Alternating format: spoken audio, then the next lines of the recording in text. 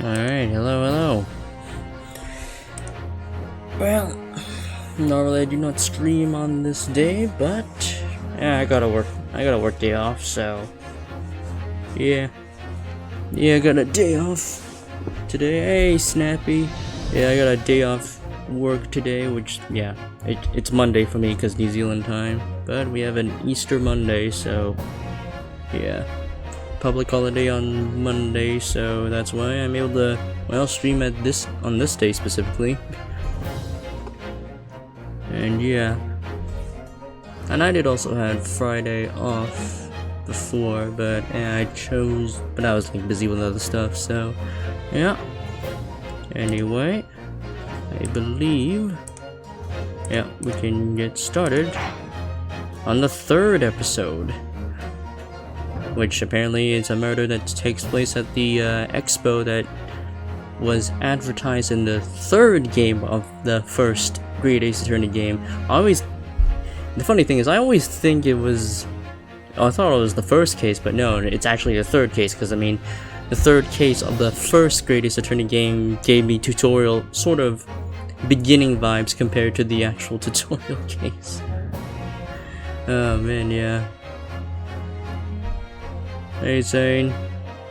Yeah, it's a public holiday for me, so that's why I'm gonna be able to stream today.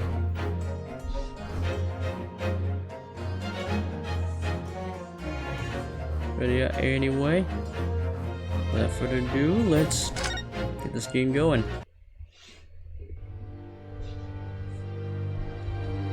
Alright. Okay. The grand end of the century great exhibition of London. Surely there is not a soul who has failed to hear of it. Wondrous new works of culture and industry from every corner of the globe had converged on Hyde Park, welcoming over 50 million visitors. The last great hurrah of this century. Astonished and delighted people of all nations, and ended on a note of resounding success. But as regards to the terrible catastrophe that occurred during the festivities, very few are aware my friend Mr. Herlock Sholmes had a hand in unraveling the matter. For from the shadows, it was he who earnestly unearthed the facts of the case.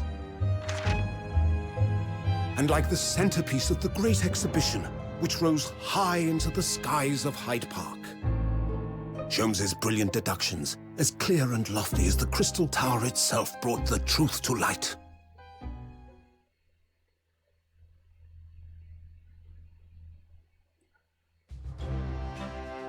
We're here at the showground of the Great Exhibition, which is absolutely packed with people. The weather is unusually fine, and we're about to witness a most extraordinary scientific experiment. Ladies and gentlemen, the 20th century will see steam engines and electrical power dominate the world. Horse-drawn carts will give way to the motor car. Ships will sprout wings and take to the skies. And today, we showcase even more advanced technology. A glimpse into the future. Hey Cantler, just in time for the start of this new case. A world first. A demonstration of my super high voltage instantaneous kinesis machine.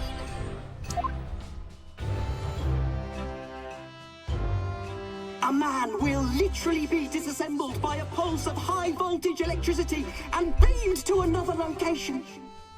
Oh, teleportation. Whereupon his body will be reassembled by a series of complex calculations exactly as it was before.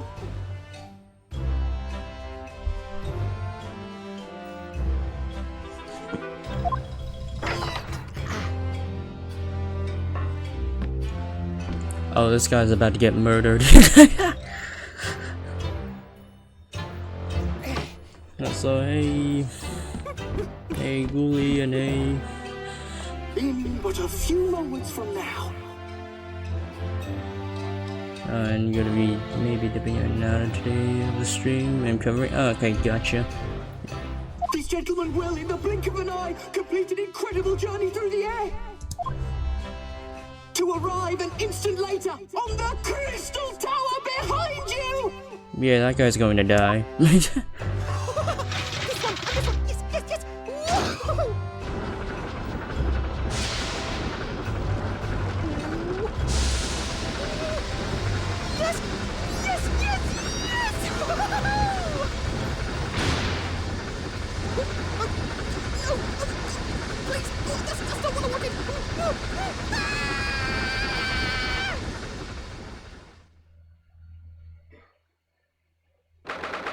"22nd of October, 9:36 a.m. Sholmes' suite." Saw trap invention. Yeah, it really does look like one. Bruno, are you listening? Oh, sorry. What was that, Iris? What's the matter with you? You've been miles away all morning. Did you like what I cooked for breakfast? No, that's not it at all. What were we talking about again? Today's paper is full of news about the great exhibition again. Ah, yes. The Great Exhibition. I'd like to go sometime. You're really not your usual self today. You seem very down. Don't you agree, Early?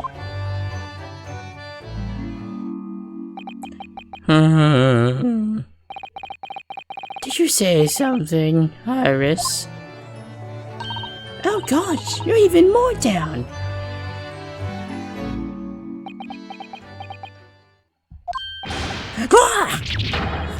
When did you arrive, Mr. Nanahudo? I've been here for about half an hour already. We had breakfast together. What? Why didn't you mention it before? I, thought you might have known I was here. You know, because breakfast? Iris is quite right. You're clearly lacking in vim, so much so that I didn't even notice your presence. Thanks. Of course, I could deduce the reason perfectly well with some simple observations. What? Let's see. Yes, for example, your tussle hair this morning with all the unruly spikes. Clearly it can be deduced, therefore, that... Let me stop you there, Mr. Sholmes, because I think I can see where this is going. My hair always looks like this. It always has. Ever since we first met, in fact. Oh, really? How interesting. It just doesn't look like a haircut as such, I suppose. Thanks again. It crossed my mind recently that it's been 6 months now. 6 months? Since I was forbidden from working in court, so I've been wondering how much longer I'm going to be banned. Oh, well, that would explain why you seem rather glum. Don't you agree, Ellie? And he's back to being depressed again. Did you say something, Iris? Ah, back to moping.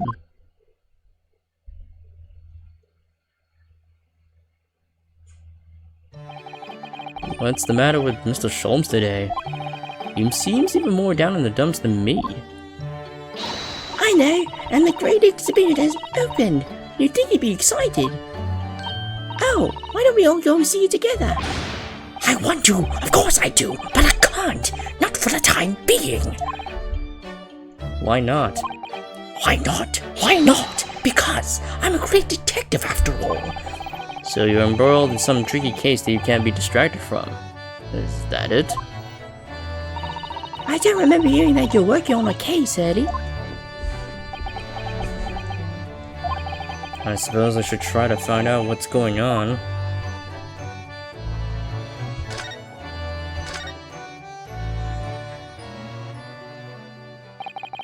Half a year ago now, I took on the defense of a young girl in a trial heard at the Old Bailey. What at first seemed like a simple case of murder that took place at a London pawnbrokery, turned out to be one part of a much more far-reaching plot that involved the British government. During the course of the trial, it was found that I made an unavoidable, yet at the same time unforgivable mistake.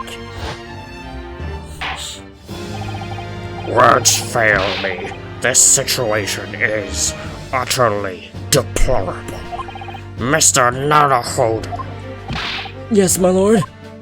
I will decide upon your fate following the conclusion of this trial. Of course, my lord. In the end, I had my right to represent people in court revoked. I was told I had to spend my time in research and study, so that's what I've been doing. You have, haven't you, Runo? Reading all those big, fat tomes about British law up in your room, and the notes about Sholmes' old cases. Brewing Iris's special blends of tea, fetching my daily bread for me. You've become something of a manservant around here. Start on the silverware next, Master Naruhodo. Well, I'm thinking of going to ask the powers that be to reconsider.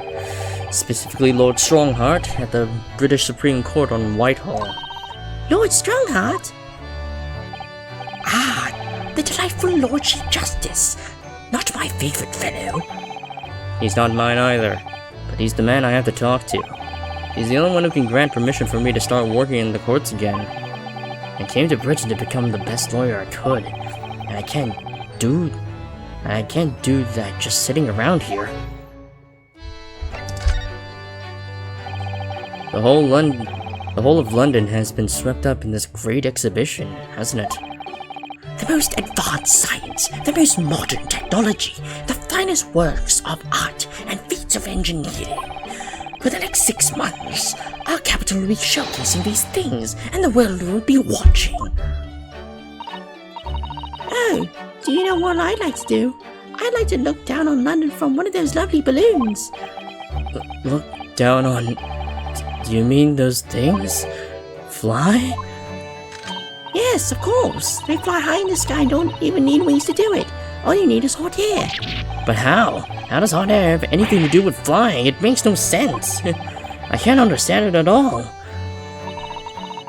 That's true. A lot of new scientific discoveries, most people can't understand them at first. But in 100 years' time, all these things will just be common knowledge. She's not wrong. I suppose they might be. Mind you, some of the science being demonstrated seems very questionable. Something went wrong on the open experiment stage yesterday. Apparently, there was a huge explosion. Still, I wish I'd seen it though. I'd love to see how bad some of these scam experiments really are. Says the innocent 10-year-old girl. See here, every page of this paper carries some article or others about the great exhibition. But the brighter things shine, the darker than the shadows that are cast behind them. Personally, I find myself drawn to the darkness, to the impenetrable. That is my proper atmosphere. Shadows cast behind? Is that a metaphorical way of referring to the back page of the paper? Are you investigating a particularly tricky case at the moment, Mr. Sholmes? You could say that, I suppose. Nothing more to add. That's not like you. What sort of case is it? Shh! Quiet, Mr. Naruhodo. We must not discuss it here. You never know who might be listening. You're acting very strangely, Hurley. What do you mean, Iris? Well, usually. The more mysterious and complicated the case is, the better Hurley's mood. Ah! Is it really a case that's bothering you? Iris, please, you mustn't exercise your astute powers of observation and deduction on me without invitation. Remember what I always say. Put yourself in the shoes of the individual about whom you're making deductions. You say that, do you? You, Mr. Sholmes. Never mind. Once I've had a cup of tea, I must make my way at once to the crime scene. That was a deep sigh. So, let's look at this paper. Every article on the front page is news about the Great Exhibition. Public experiments to demonstrate brand new scientific ideas. Cultural exhibits from all around the globe. It's also positive and hopeful about the coming century. We must all go to see it properly before too long. 10 pages went a penny. First test of matter transport device. So that's probably what the experiment was. The Reaper attacked. Oh. So many glowing reports about the Great Exhibition and everything that's going on there. Other than this rather gloomy looking one, that is. Wait, what? What's the matter, Runa? The Reaper attacked? That's Lord Von Zeeks. This must be what Mr. Sholmes was talking about. Does he know any more, I wonder? And then lost cat.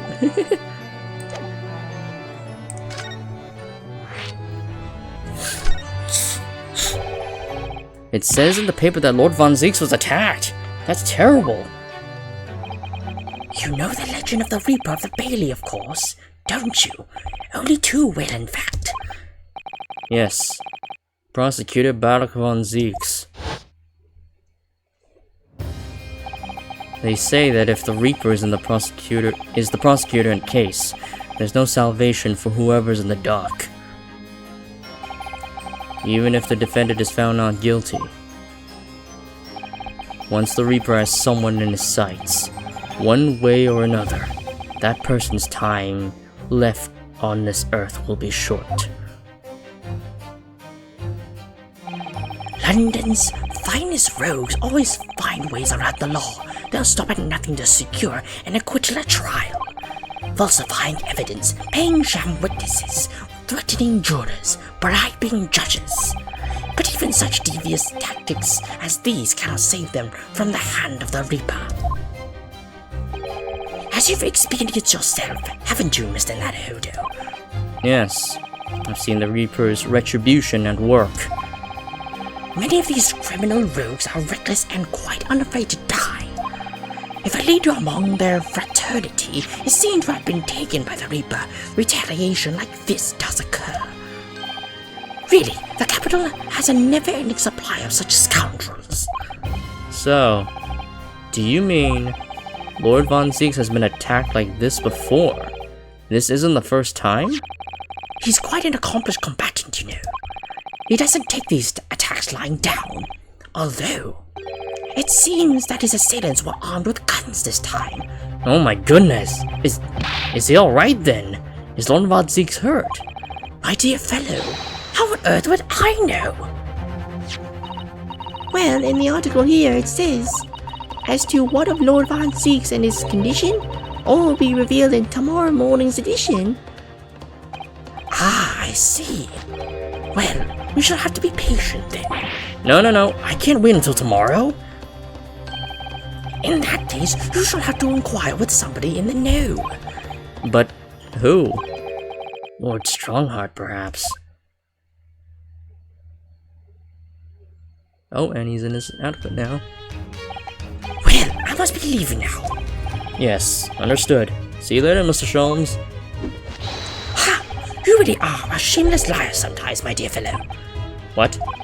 You seek to put me off guard and follow me, don't you? Well, you won't be wasting your time.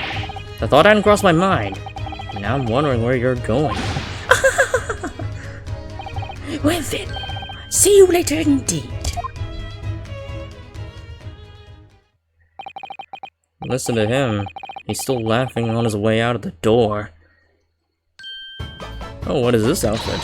Alright then, Rudo, let's get going. Oh, Iris? What are you wearing? I've got change to go to the exhibition. You're going to take me. What? But I was just about to go to the Supreme Court. Oh, well that sounds fun too. You're going to take me there then. Alright, fine. Just lower that weapon, would you? Mickey Mouse core? Actually, yeah, she does look like a bit like a Mickey Mouse character with the little hat on her head. Of course! And after the Supreme Court, then we'll go to see the Great Exhibition. Alright, to the Supreme Court. Oop.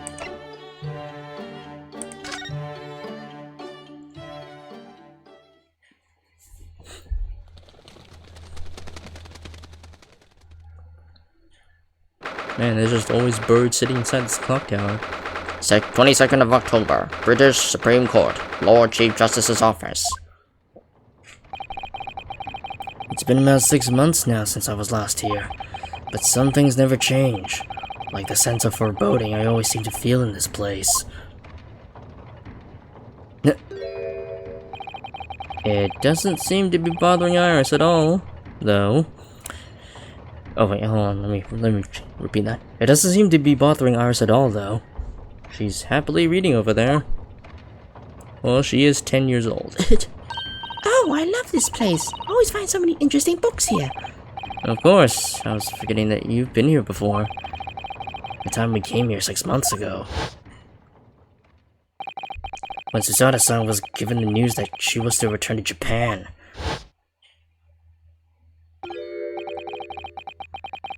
Ah, I understand you wish to speak with me. Oh, Lord Strongheart. I trust you've been keeping well? Let's see. Since you arrived in the requested audience, it's been 4 hours, 32 minutes, and 26 seconds. I've kept you waiting a while. My apologies. Oh no, not at all. I like nothing more than sitting around, staring into space. Good to know. Good to know that doesn't appear to bother him at all.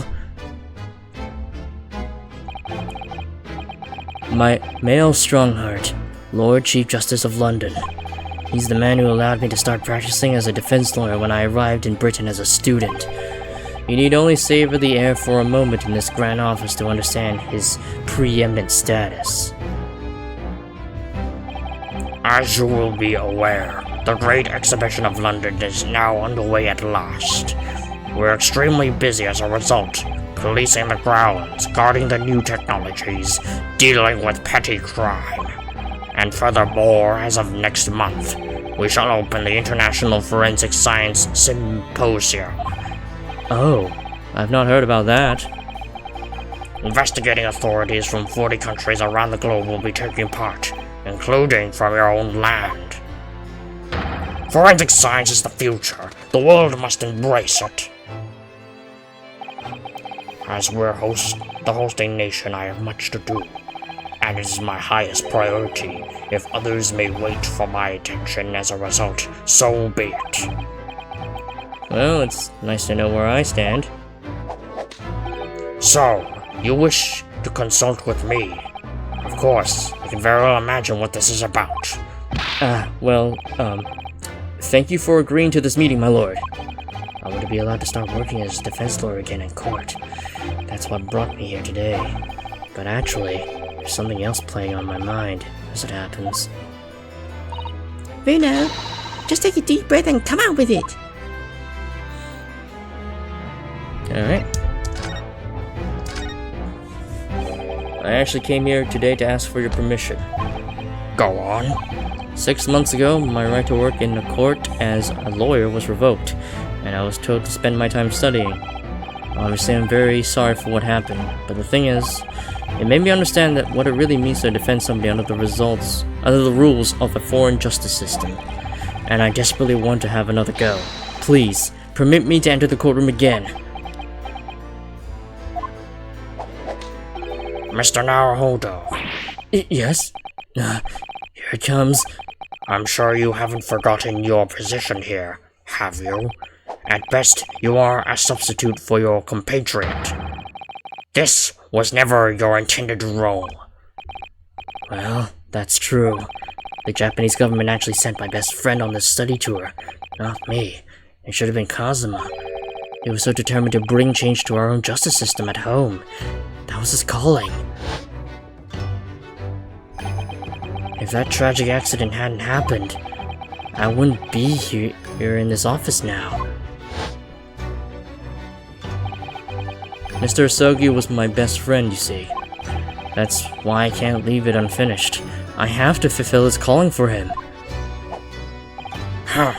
His calling, you say? Has it never occurred to you that perhaps you know nothing of his true calling? Sorry? The mission with which that young lawsuit was charged, what do you suppose it really was? What do you mean? Mission? He's not making any sense. Does he know something? Never mind. I've read all the reports you've submitted over the past 6 months. It's clear to me that you regret your actions and have been studiously obeying your revised instructions. Do you mean? As of this moment, I reinstate your license to practice law here in Great Britain.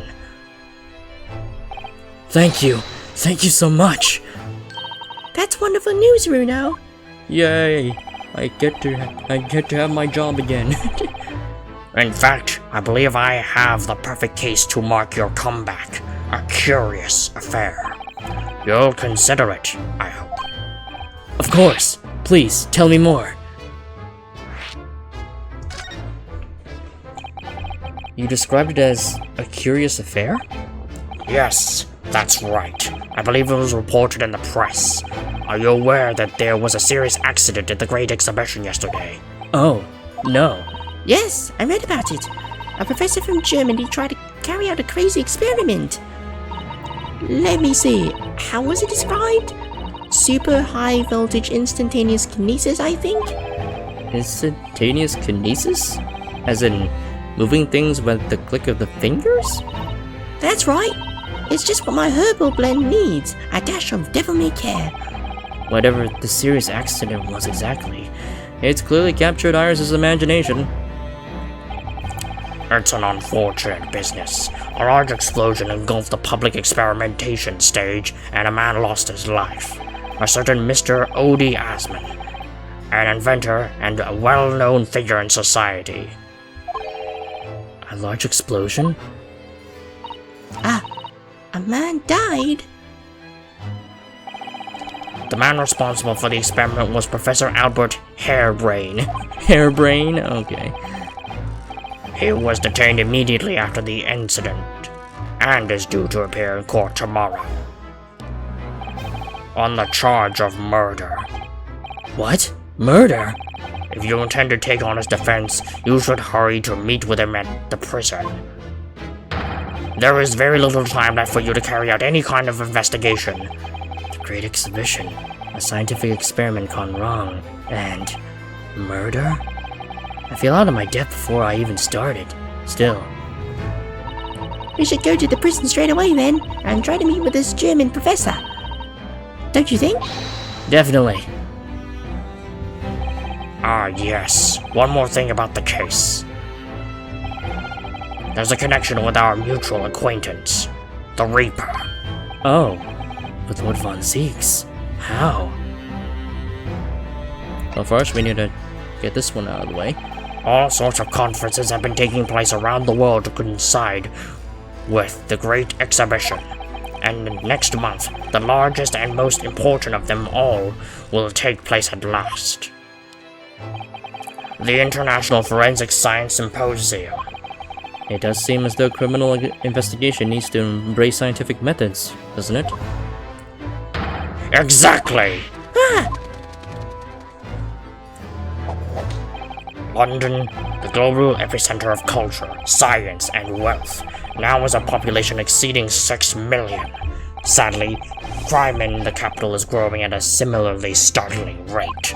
So it's imperative that we use the latest scientific methods to investigate and resolve cases as efficiently as possible. Which is what is known as forensic science, isn't it? Exactly! The future of policing! Regrettably, however, Britain is currently dragging its feet when it comes to the adoption of forensic methods. Oh dear, that's alarming. Exactly! It's extremely alarming! Oh my gosh, she keeps getting scared. If I were Her Majesty's Attorney General, you can be sure the numbers of crimes committed and resolved in London would be very different to the current figures. And I can cite 12 solid arguments and 223 individual reasons to support my claim. Sorry? By way of apology for keeping you waiting earlier, I shall detail everyone now. What? Oh, how fascinating! Oh wow, this is gonna be a long conversation. It all began 15 years ago. I was... blah blah blah blah blah blah blah blah blah blah blah. Oh my god, I'm dozing off. Oh my god, how long is he? I bet he's going to time the length of this conversation on his stopwatch. Oh, not his stopwatch, his pocket watch. Oh my god.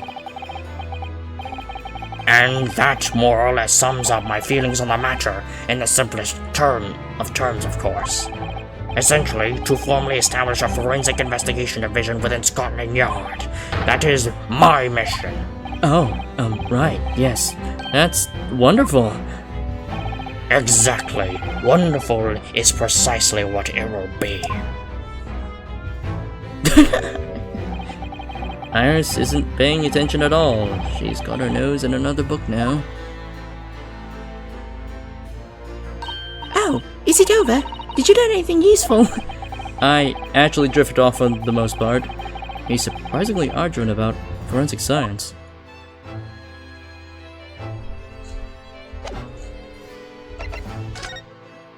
Do I present this next? Oh, that reminds me. Have you seen this? The reports of the overwhelming success of the Great Exhibition? Of course. No, not that. The story on the back page. What story? The Reaper attacked. Ah, that. You've enjoyed some victories in court against my #1 prosecutor, have you not? Poor Mr. Reaper. What happened to him? He wasn't killed, was he? There's no need for concern. Lord Von Zieks will not be so easily dispatched, I assure you. Can you tell us what happened? I'd really like to know. Very well. If it interests you. It does, strangely. Yeah, I want to know how capable Von Zieks is in single combat, or I guess technically in a 1v, however many assailants try to kill him. So I mean, if he's had like multiple assassination attempts and it was said that he actually fought off every single assailant that tried to kill him, then goddamn. Because can you imagine if he goes on another ellipses lecture? Yeah. Fortunately, Lord Von Zieks emerged from the attack unscathed. Street ruffians are no match for that man. He's a very capable fighter. Man, he's like... Damn, he's John Wicking this shit. Or I guess he's James Bond if we were to be more British. But that's incredible. They were armed with guns. Why was he attacked though? Do we know? It's related to events that occurred a month ago. A leader of one of the capital's criminal organizations was indicted and prosecuted by Von Zieks. But the man was acquitted. I've no doubts large sums of money were involved behind the scenes. Large sums of money? A deplorable situation. Members of the jury were bribed, it seems. However, despite winning his freedom, the man in question met a dramatic end yesterday. But you're not suggesting that was the work of the Reaper, surely? The victim's henchmen certainly seemed to think so. Run thy pockets, Reaper! Catch this wallop, Cretan. Yes. Here was a man by the name of Asman, Mr. Odie Asman. Did you just say Asman? That's the man who died in the big explosion at the Great Exhibition. Wait, that was the guy who got strapped in that machine? That was a leader of a criminal syndicate? Why did he volunteer to take part in that experiment? That doesn't seem very smart. Like, you know for a fact that experiments can go wrong, and this is like very new technology. So like, why did he think that was a good idea? Okay then. Yes, known publicly as an investor, but in reality, the head of a significant criminal organization. Unbelievable. I wonder, could I ask you something, Lord Strongheart? Try me. Why do you use Lord Von Zieks as a prosecutor?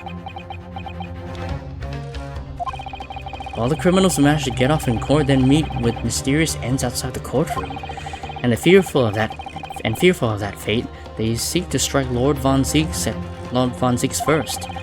I know there's no evidence that he actually is the Reaper in that sense, but still, something's clearly going on here. I have Von Zieks work for the prosecution service for 2 reasons. Firstly, the man is the best prosecutor in the capital, bar none. And secondly, any deaths of criminals that have occurred outside the courtroom following his trials are nothing to do with him. But that doesn't make sense. How can you explain the way so many have died if not by someone's hand?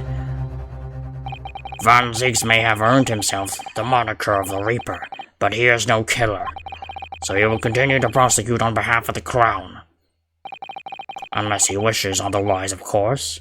So if he's considered to be like his #1 prosecutor, then I guess that technically makes us the #1 defense attorney because we kept beating him in every single trial. Except for the Magnus McGilded trial. That one was rigged. That one was definitely rigged by McGilded. But the other ones we did kick his ass in the trials. Barely though. Barely, mind you. And we also did need help. We needed help from both Susato and Iris. Separately, if not on both occasions. Well, not both occasions. On numerous occasions. But we did barely win those trials. I mean, we still beat him though. Unless he wishes otherwise, of course.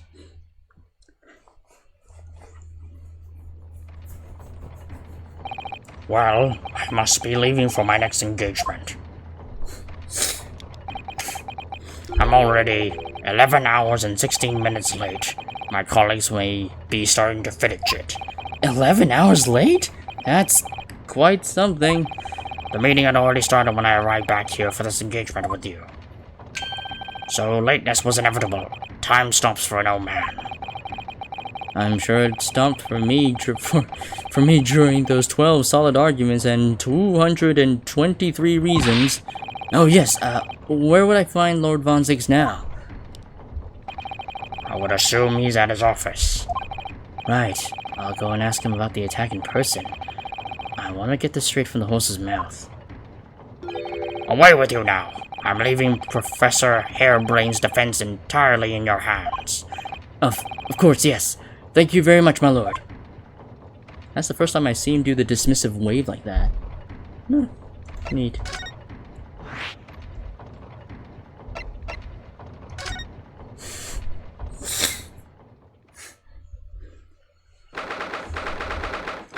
(22nd of October), Prosecutor's Office. Oh, so this is the Legendary Reaper's office. Yes, it appears so. It sends a chill down your spine, doesn't it? What an amazingly deathly atmosphere. Oh, is that? That hooded figure was so still I hadn't noticed his or her presence. I wonder who it is.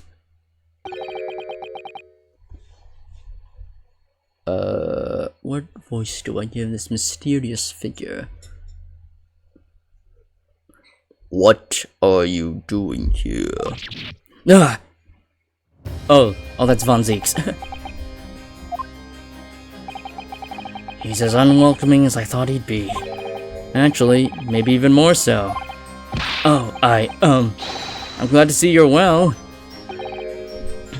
I am. So, who's the person over by the wall being punished for something or other? No punishment is taking place here. Oh. That's my apprentice, and he's sitting there of his own free will. I didn't know you had an apprentice. It must be the same person who was pictured in the newspaper.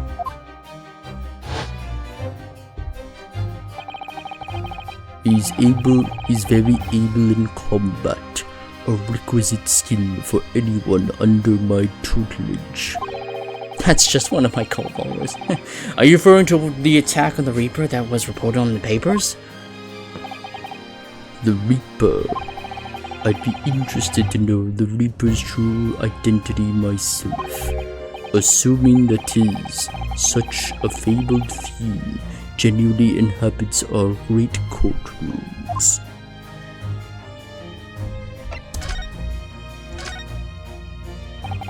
Lord Stronghand said that the assault last night was some sort of revenge attack? True. Carried out by henchmen of Odi Asmon's criminal organization.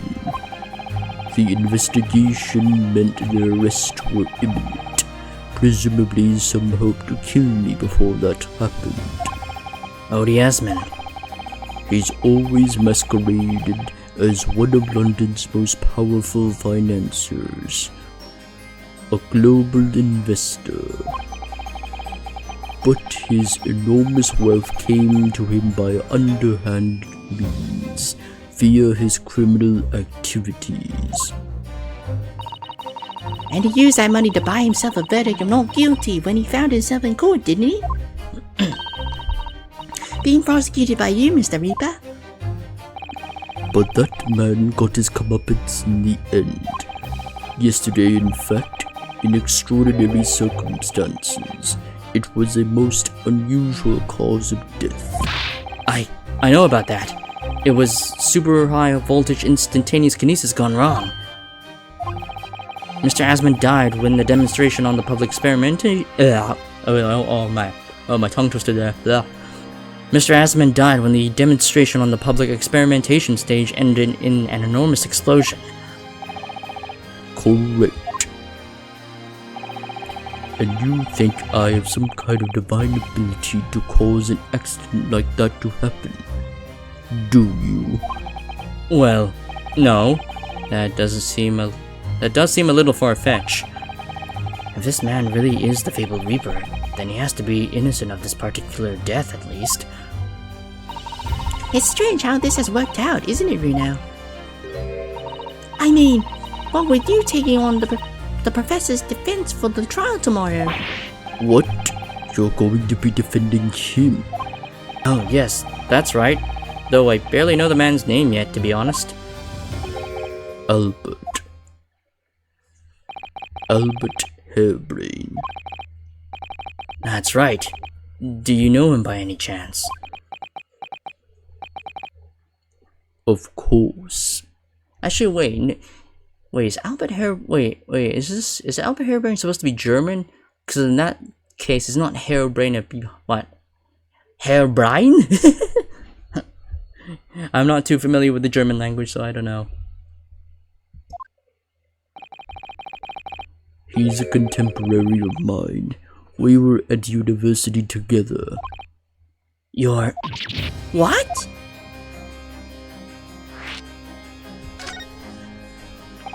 I'd understood that Professor I'll go with Harebrain. I understood that Professor Harebrain was from Germany, though. Harebrain's from a respectable British family. Oh no, it's British. Oh no, okay, no, he just confirmed it. It's British, not German. We're good. It's the guy who is leading, is the guy who's the lead researcher is German. The guy under him is British. Okay, so it is Harebrain. Alright. After graduating from the University of London, he moved to Germany to carry out research. That is all. Oops. I clicked that on accident. So you were students together? I was in the Faculty of Law, of course, and he in Science, so our paths rarely crossed. But curiously, we got along, though I've not met him since my university days. I certainly didn't expect our next encounter to take this form. And with you of all people representing him. Ugh. Only if I make it out of this office alive.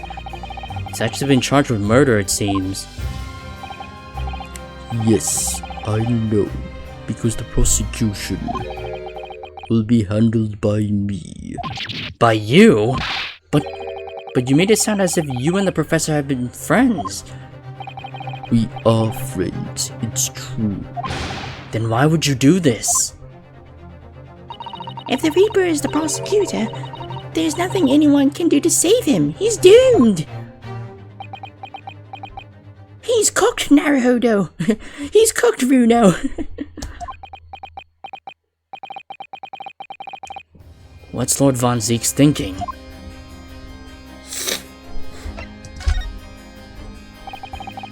What do you mean by what you said before? If you'd like to know the Reaper's true identity, does that mean... I'm a crown prosecutor and a mortal like any other. I'm no demigod. But they've all died, haven't they? The people you prosecuted, I mean. Whether or not the trial ended in a conviction or an acquittal.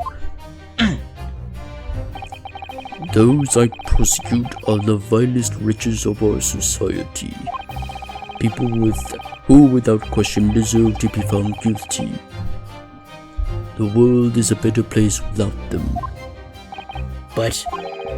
that's not true of Mr. Natsumi, for example. He wasn't a vile wretch at all. Nor was Ginny. In fact, she was ever so hard-working now. I can't deny that since I encountered you, things have taken a turn, but the point is this. If any of those vile wretches that escaped justice subsequently died in mysterious circumstances, it was at the hand of their own kind. It's not my work. Lord Strongheart said the same. He believes you're not involved in any way. But you were attacked by those ruffians because they believe it's true. The fact is, since people started to call me the Reaper of the Bailey, the number of serious crimes in the capital has dropped substantially. Oh. It would appear that even the most hardened criminals can be made fearful for their lives. Do you mean to say...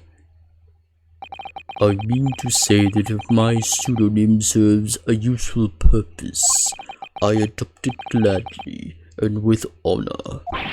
But it's putting you in danger. You could be killed. If that is my fate, let God decide. Lord Von Zeeks.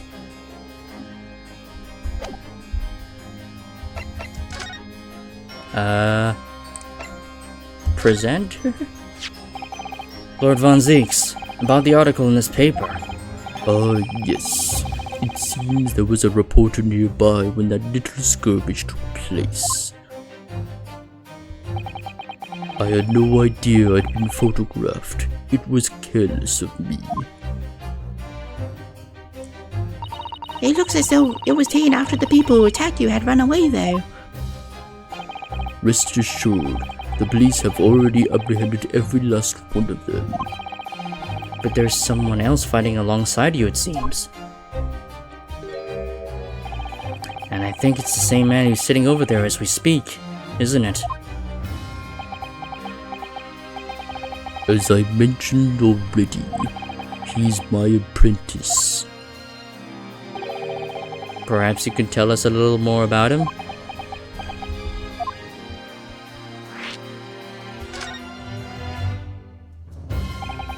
He's in my tutelage to become a prosecutor.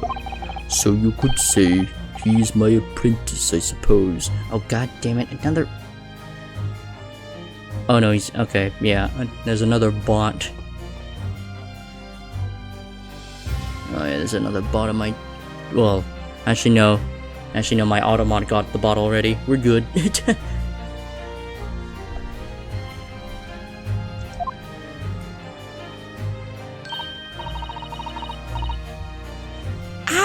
Like you are to Hurley then, Runo. I don't remember taking an apprenticeship with the great detective. Actually, hold on, just let me double check. Hold on a minute. Oh yeah, it didn't show up in chat, yeah. The bot got him.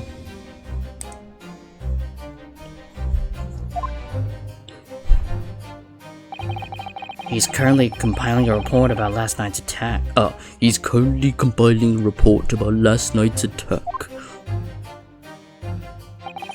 It looks like he's wearing some kind of mask?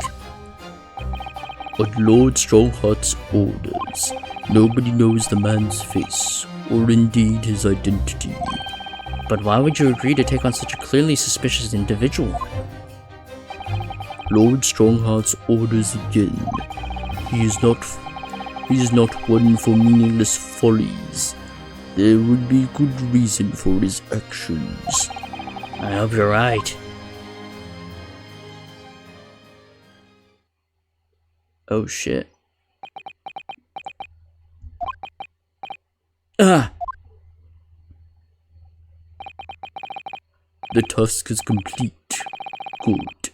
In that case, you can collate all the briefs.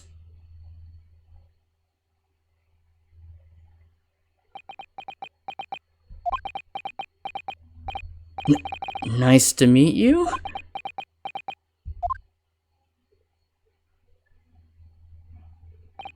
Back to work again. That was really strange though. I've never met the man before. I didn't even know he existed. And yet, somehow it didn't feel like our first encounter. Don't bother trying to converse with him. He says nothing to anybody from outside this office. Lord Strongheart has strictly forbidden it. Oh, I see. Why are you so interested in my apprentice anyway? Oh no, I mean, sorry, I didn't mean to. The way he stood there so casually, yet with that flawless posture. It couldn't be.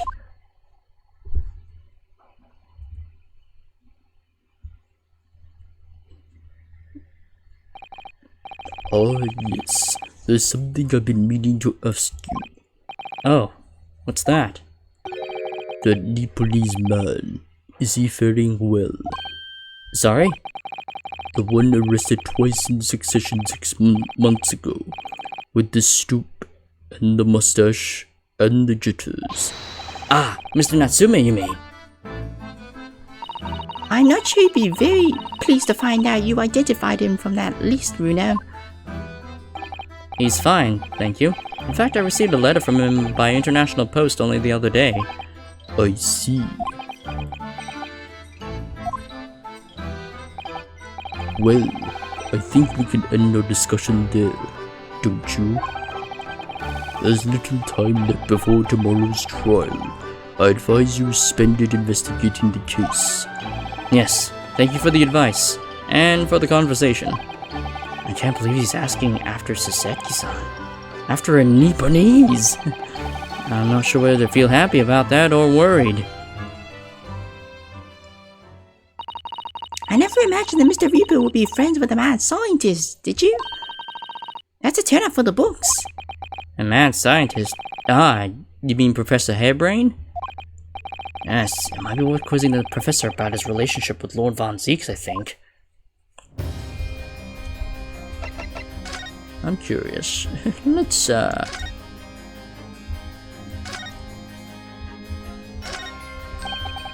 It really looks like a punishment to me. I never seen someone sitting like that before.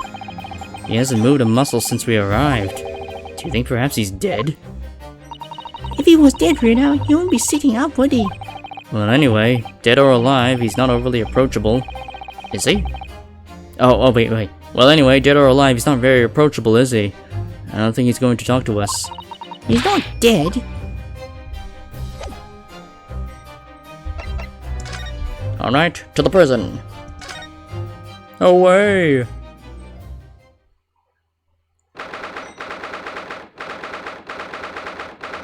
"22nd October, local prison, cell 11.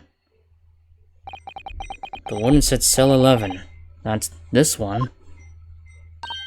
Oh, there's someone curled up in the ball in the back corner. Look! what's his name again? Professor Albert Hairbrain, wasn't it?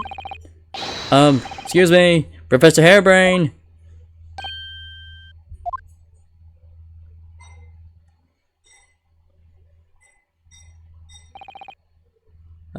Well, according to the earlier cutscene, he has a bit of a high-pitched, excited, is like a very excited, high-pitched voice, so, yeah, because I was initially going to go with the nerdy voice and be like, who are you? But I was like, who are you? But, maybe I'll go with, he looks like SpongeBob's cousin. Yeah, he kind of does, actually, yeah.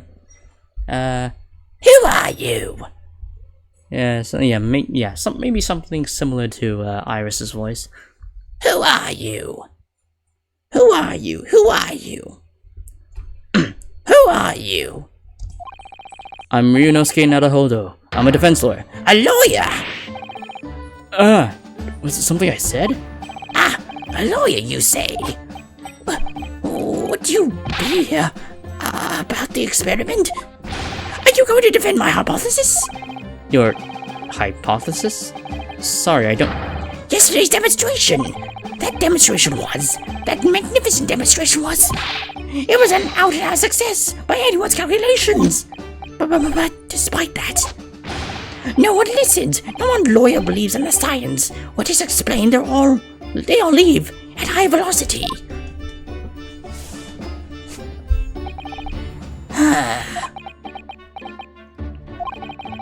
Now it's probably not a good time to mention that your zeal made my concentration leave for a while too.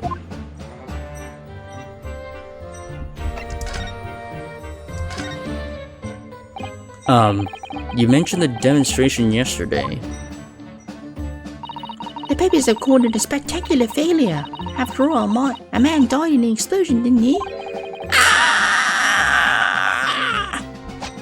Yes, you could interpret the results that way if you really wanted to.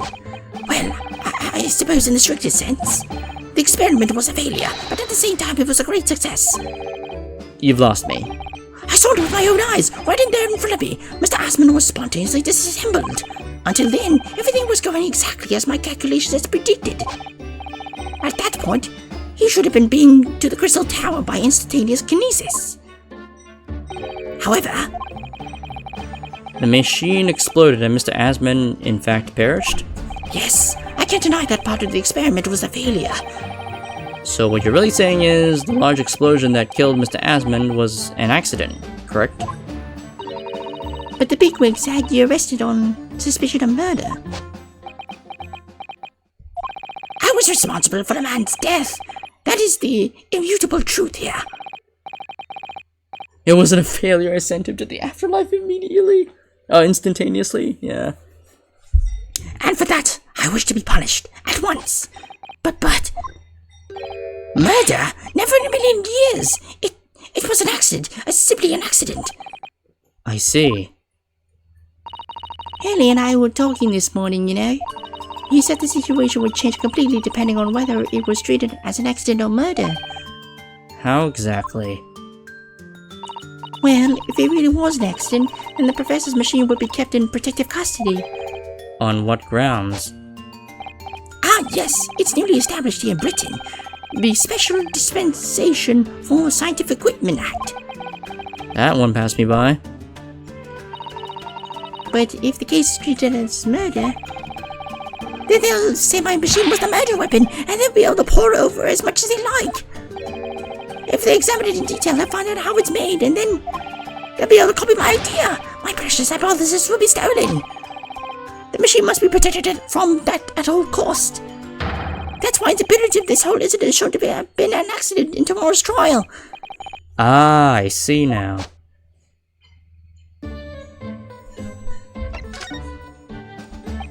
So in short, there was a terrible accident at the Great Exhibition showground yesterday. Yes! Or rather no, the devil's in the details. Strictly speaking, there was a terrible explosion. Sounds the same to me. You were demonstrating super high voltage instantaneous kinesis, weren't you? How fascinating. Humans, like all matter, are made of particles that are held together by electrical bonds. So it must be possible using a sufficiently high voltage to break those bonds and beam the particles through space. That's it in a nutshell. That's my idea, you see. That's my amazing hypothesis. Gosh, that's unimaginably high-level science. Oh, but dare to imagine it. Dare to dream of such incredible technology. Just think, what moment could be? I could be here in the cell, and the next, I could be at the Great Exhibition again. Well, yes, that would be incredible. And the next, in the mere blink of an eye, I could be at the Great Parisian Theatre, say. Bro just created a complicated electric chair. Yeah, probably, given all the straps that were on his invention that he put the guy in. The possibilities are endless. The whole of our vast planet would be within reach. So, no more hiding in wardrobes on rocky seas for 50 days? I don't really see it like that. What do you mean, Iris? Well, if you could travel anywhere in the world instantly, the planet wouldn't really seem vast anymore, would it? I think you would feel like it had shrunk. My word, that's exactly right. What's the implications? What does this mean? Oops, that's got the Professor Bunny brain really worried by the look of it. Clearly, this is yet another case of just because you can doesn't mean you should, I suppose. The point is, my calculations are flawless. The science works. But without a practical demonstration, it means nothing. And that's always the fly in the ointment. Because practical demonstrations cost a lot of money. Money that young scientists like you don't have. That's exactly it, yes. Hurley's always complaining about it. He says the government should invest more in science. But anyway, I bumped into him at the right time. I met the well-known investor, Mr. Asman. The victim who died in yesterday's terrible accident, you mean?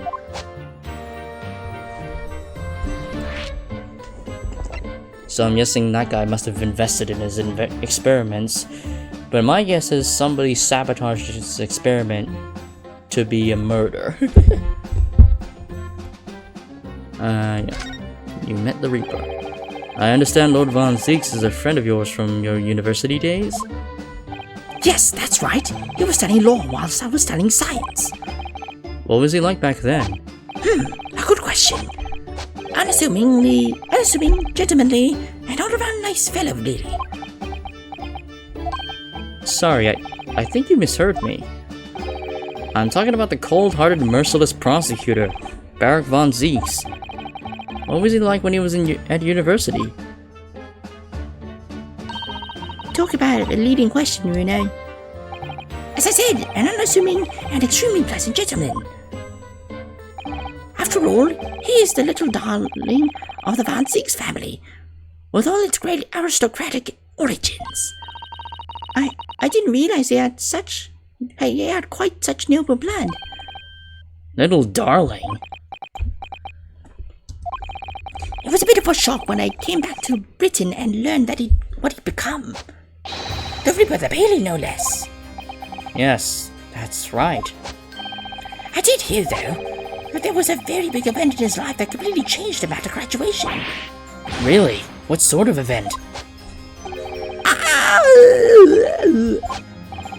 I'm sorry, but I don't know anymore. I wasn't in the country at the time. I was in Germany already. Oh. Yes, of course.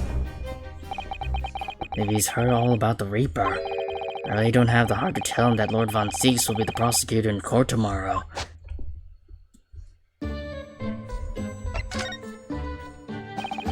The full name of the man who died in yesterday's accident was Mr. Odie Asman, wasn't it? What exactly was your relationship with the man? He first visited me in my laboratory in Germany a year ago now. He said he wanted to invest in my immaculate hypothesis. I thanked my lucky stars. I see. So you hadn't really known each other until then? Money for scientific research. I'm so envious. As far as I was concerned, the man was an angel. Oh, really? An archangel, even. It was prepared to fund a practical demonstration of my hypothesis for presentation at the Great Exhibition. And if that went well, I could expect additional financial support for my research from the British government. Mr. Asman provided me with money and an exceptional engineer. He produced a machine to my precise specifications. But then, your dreams were blown to dust in one enormous explosion. As you can see, I owed everything to Mr. Asman.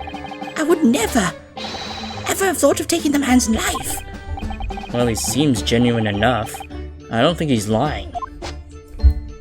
Yeah, because it'd be really stupid to just plan a murder of your own investor. Yeah, because especially if he's being so generous as to fund a lot of money into your project. So, I mean, yeah, how are they going to frame him as a murderer in this trial then? Oh, how's the prosecution going to frame him as a murderer in this trial then? Because what, are they going to argue that he knew of the guy's shady background and plotted to kill him? But even then, I don't think you would want to touch him in that case, because he doesn't look like the type to dish out vigilante justice. So, Professor, let me just make absolutely sure I've understood you properly. The huge explosion that occurred yesterday, that was an accident, you're saying? You had no intention to harm the victim, who was in fact the sole investor in your work. Is that correct? As correct as 2 squared is 4. I swear it. Yes, it's true that the man perished in the machine of my invention, so I know that I'm far from blameless in all this, but still, I would never use my discoveries, my inventions, to take a person's life, not in a centillion years. I'm a man of science, it's all I know. You have to believe me, please. Do you believe me? Do you believe in my hypothesis? Science is the pursuit of truth, you know. I've always believed that, all my life. I'm afraid I don't know much about science, or your theories, but I do believe you, and I will fight to prove your innocence with all my might. I'm a man of law, it's all I know. You have to believe me, please. I just know the jury's gonna jump to some wild conclusion to cause another submission examination. Indeed, I also have that same feeling as well. In fact, I'm not gonna be surprised if we have like 3 to 4, maybe 5 summation examinations in this trial.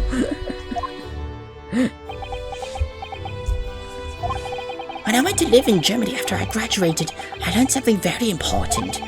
Nationality, class, lineage, none of that matters. As long as you tried your hardest, you can achieve anything. Thank you for that, Professor. And thank you in advance for defending me tomorrow in court.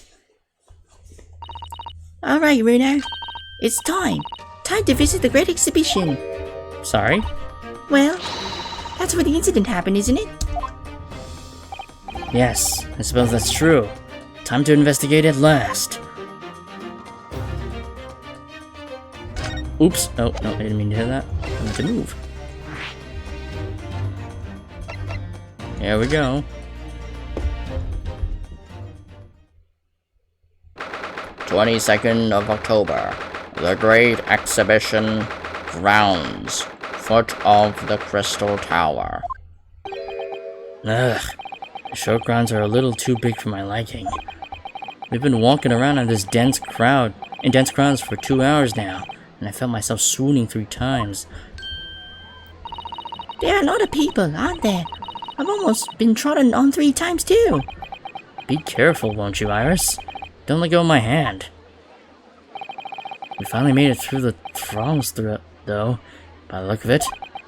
Here we are, underneath the public experimentation stage where the explosion happened yesterday.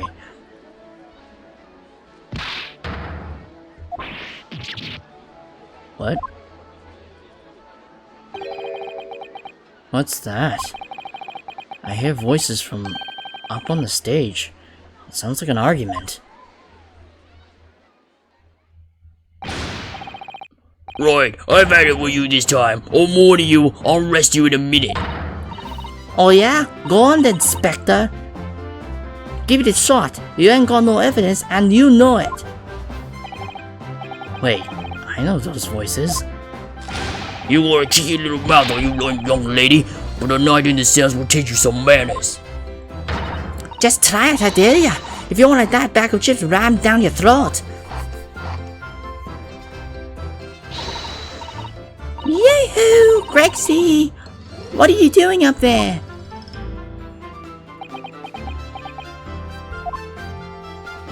I don't think he heard you. Oh no, he did. It's you, here, you're here. Here you are, your ladyship. How are you, your ladyship? I do hope you're well, your ladyship. Does that make her 3 times a lady? I'm not well at all. It's far too busy everywhere. I wanted to ride in a balloon, but there was a 3-hour queue. Unbelievable. I'll go have a word for you at once, your ladyship. You'll be flying as high as a kite in no time. Once I pull some strings for you. Tobias Gregson, an inspector at Scotland Yard. Until recently, he was suspended from duty, but it would appear he's back in action now. He's actually quite well known, appearing as he does in The Adventures of Sherlock Holmes. And for that reason, he can't say a word wrong to the story's author, Iris. But there are limits, surely. Or there should be. Watch your sunshine. Sorry. What gives in? Don't tell me you're on this case. Yes, I'm acting for the defense. So we're here to investigate. Dear me, that's the situation, is it? Is it really that troubling?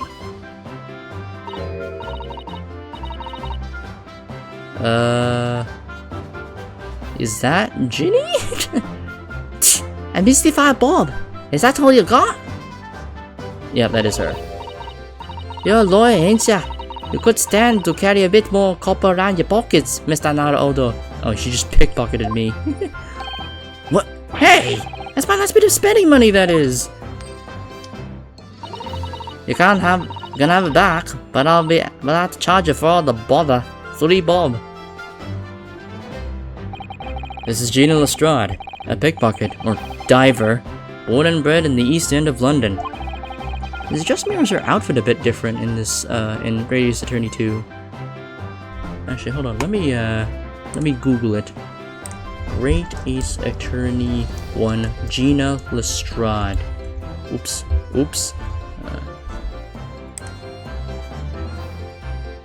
Oh yeah, she does look different. Yeah, she does look different, yeah. Hold on, let me, I think I can, hold on. Audio. Yeah, I'll do, browser. Oh, wait, no. Actually, no, I'll just download the picture and then post up on it. Yeah, save image as. Oh, that's not a PNG. Okay.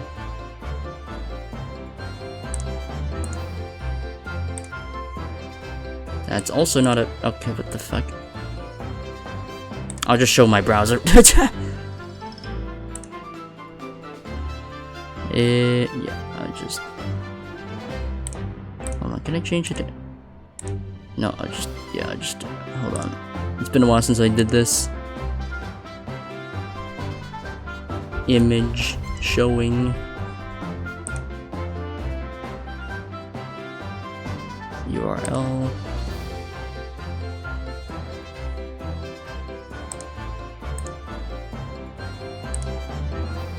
Let's see if it works here. Paste. Okay.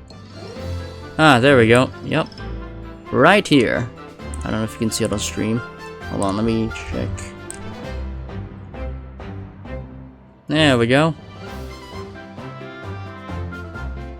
There we go, there's the picture. Right here. Yeah, she def. Oh wait, no, that's showing her Great Ace Attorney 2 outfit. Or is that actually her? No, wait, that's her Great Ace Attorney 2 outfit. No. Hold on. Wrong outfit. Hold on. Properties. Paste. Okay. There we go. There we go. Wait, yeah. Okay, I just realized it. Okay, there we go. Okay, yeah, it's definitely different. That's her Great Ace Attorney 1 outfit. Yeah, that's definitely different. Yep, that's definitely different. Yeah, alright, now I just gotta get rid of this.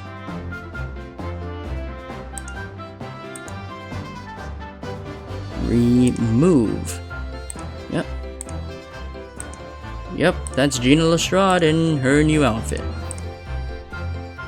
In the case that led to my own suspension 6 months ago, this is the young girl I was defending in court.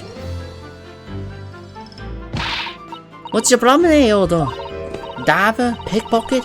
What's with all the name calling? You want to be a bag of chips rammed down your throat and all, do ya? I thought you would be proud to be a diver, Gina. You were just arguing with Inspector Gregson about it, weren't you? I assumed you've been up to your usual tricks here at the showground. That ain't no way to talk to a lady, Odo. After years, a long time, people can change. I'm an apprentice now, learning to be a Scotland Yard detective. So you have to call me what everyone else does. It's Inspector Lestrade now. Inspector? That badge is homemade. Surely.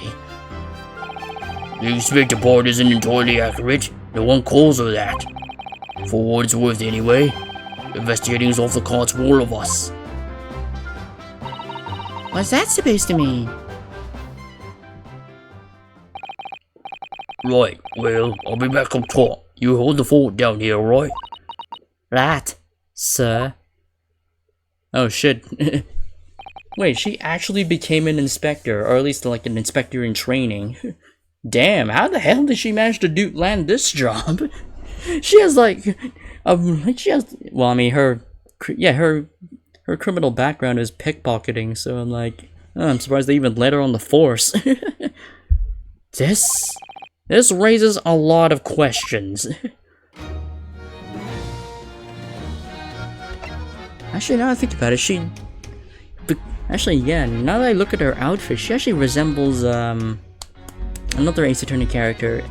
It was Emma something, I forgot her last name.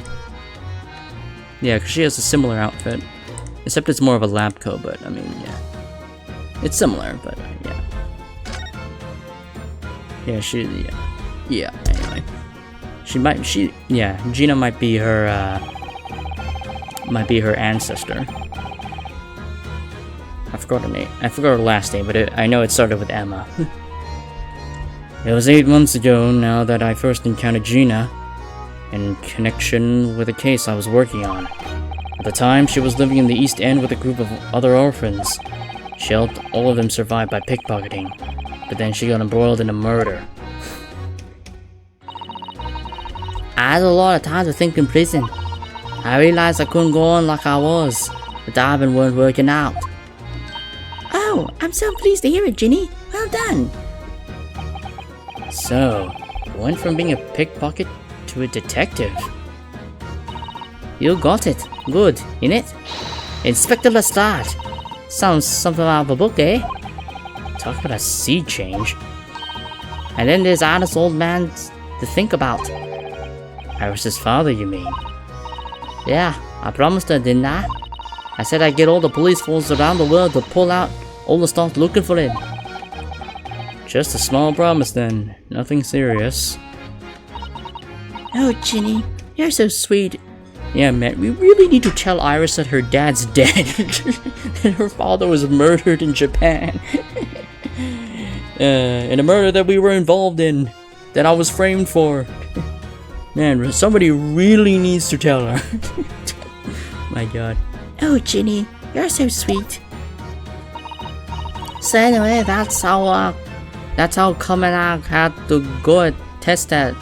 Oh my. So anyway, that's how I come and I had to go at the test for Scotland Yard. Only trouble is I don't read so well, do I? Just a small problem, nothing serious.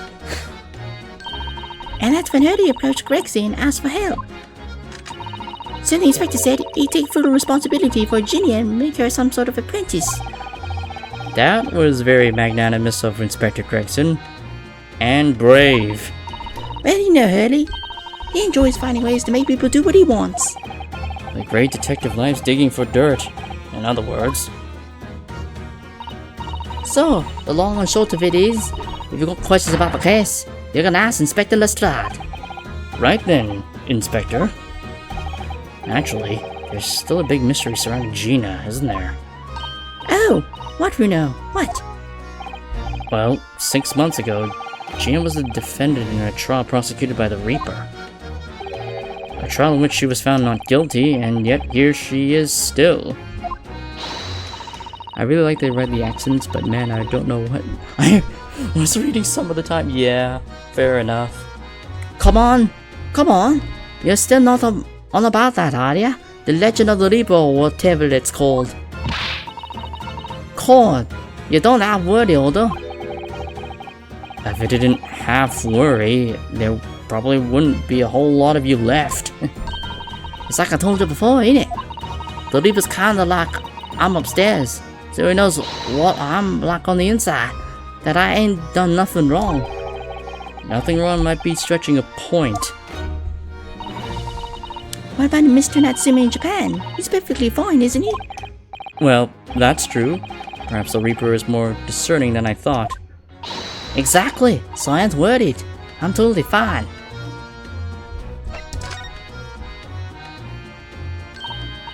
Oh, it was out of this world, it was.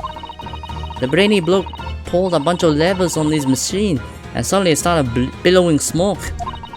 Then it just went pop. I haven't seen a better experiment here yet. Sorry? You mean you saw it, Ginny? With your own eyes? Yeah, of course.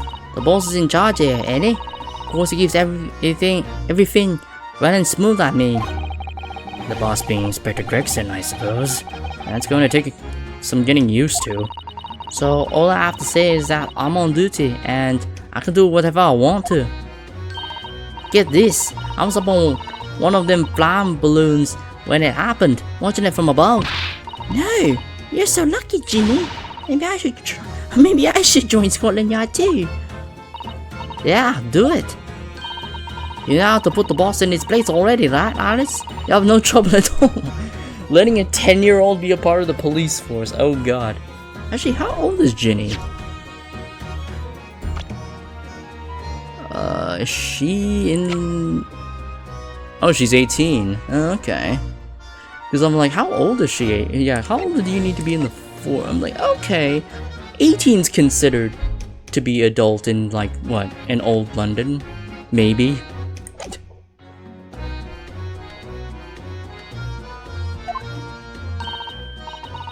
Then it's settled. When do I start? No. You can't join Scotland Yard, Iris.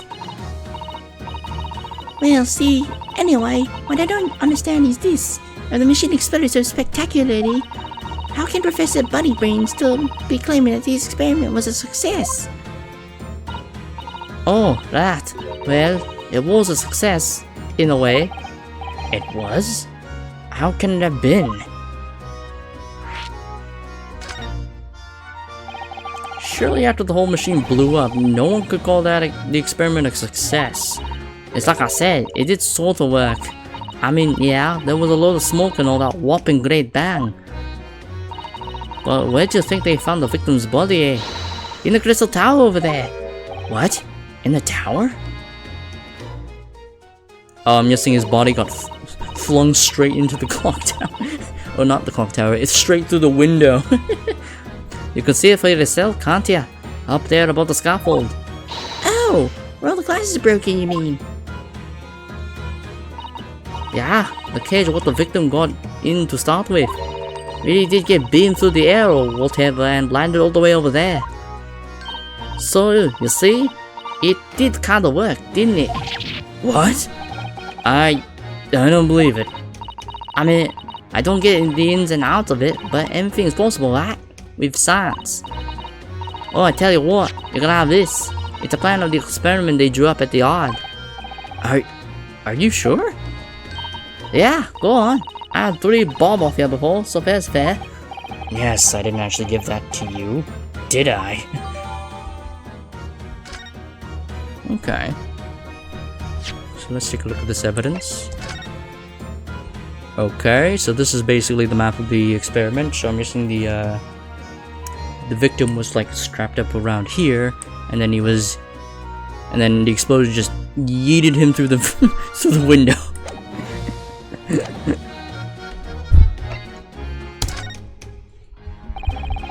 Something Inspector Gregson said before seemed a little strange. For what it's worth anyway, investigating's off the cards for all of us. Yes, naughty old Gregsy ran off without explaining himself. Oh, that. The boss said no one's allowed to investigate that weird machine what blew up yesterday. Well, that's not fair. We're representing the defendant. In that case, could you at least tell us what you've learned from your investigations? Nah, you're not getting it. We ain't allowed to investigate nada. Why? What did the boss call them again? The forensic investigation team, I think? Anyway, apart from them lot, no one's allowed to lay a finger on the scene. Bit funny, innit? Oh, okay. They're letting the recently inducted forensics division to get all the evidence in first before they send in the detectives. Okay, so this is like a recently introduced system in Scotland Yard, which then eventually became more modernized. Obviously. So even Scotland Yard's own detectives can investigate. Yes, I've never heard something like that before. I thought I could have a gander on the quiet though, but the boss caught me at it. You probably heard him giving me an earful about it before from down here, didn't ya? Oh, so she tried to sneak into the scene while the forensic team the forensic team was in the middle of gathering evidence to analyze in the lab later. Okay. It's not bleeding fair. I think you were giving him much of an earful back as I remember it. Yeah, well, sometimes I think it's all them chips what makes him so stubborn. You say something to him, Odo. Go on, see if we can get through to him. He's up on the platform above us, is he? Where the machine that exploded is. We can try, can't we, Reno? Rexy will listen to us. I mean, we'll probably have to wait for the forensics teams to finish up. Where is the...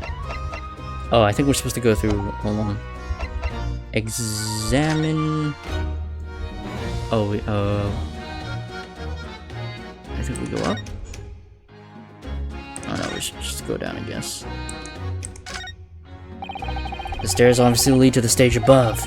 We should go up there and investigate the exact spot where the experiment was being conducted. Yeah. 22nd of October. The Great Exhibition. Grounds. Experimentation station. Stage. So that's it. Is it? Is it? That machine that blew up. Oh, it must have been a magnificent explosion, and I've seen my fair share.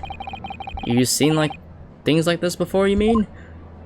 Of course, Harry's always doing experiments that end up in a bang. In fact, in his own words, explosions are the very essence of chemistry. Ah, that might explain the smell of burning that frequently comes wafting up the stairs. One time, he made something that exploded with such force, it took the roof off the building. I wish you'd been there to see it, Bruno. It's hard to get too excited about that, given that I now live in the roof. Well, anyway, that's enough about that. It's time to investigate. Ah, look, Inspector Gregson's over there. He seems to be deep in thought about something, whilst eyeing up the machine carefully. Really? He just looks confused to me.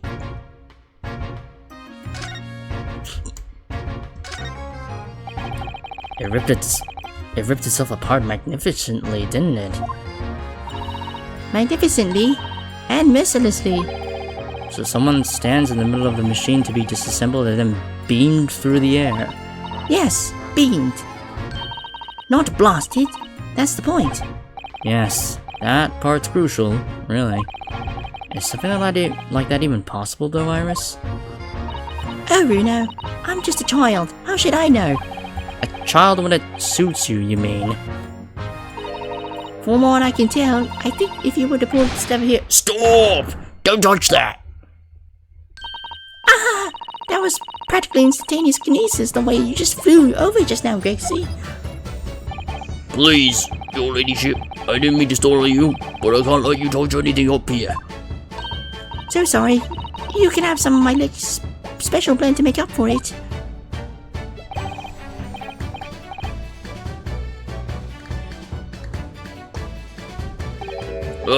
Wonderful. This stuff really is wonderful. It's just like old times. This is... Oh, it's really like old times, is it? This is something, I don't know. We're representing Professor Harebrain in court tomorrow, Inspector. So we should be allowed to examine the scene. Huh, listen, Sunshine. Even I'm not allowed to touch anything up here. It's that blasted special dispensation for Scientific Equipment Act to blame. It's driving me potty. Oh, yes, that special dispensation. The professor mentioned that too. More red tape's all we need. I don't know what the government thinks it's playing at sometimes. But we're allowed to just look, aren't we? Eh? Surely that's alright, isn't it, Rexy? Of course, your ladyship. Everything you say, your ladyship. But please don't get your dainty hands dirty, will you? Don't worry. We wouldn't dream of touching anything, would we, Runo? She really knows how to get what she wants.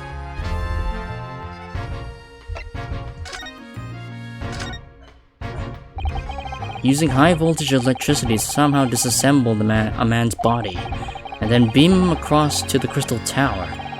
It's an extraordinary thing to attempt, especially in public. True. It was by far the most unusual of experiments planned for the exhibition, mind. To be honest, I'm a bit surprised it was allowed. Carrying out something so dangerous with so many spectators present, I mean.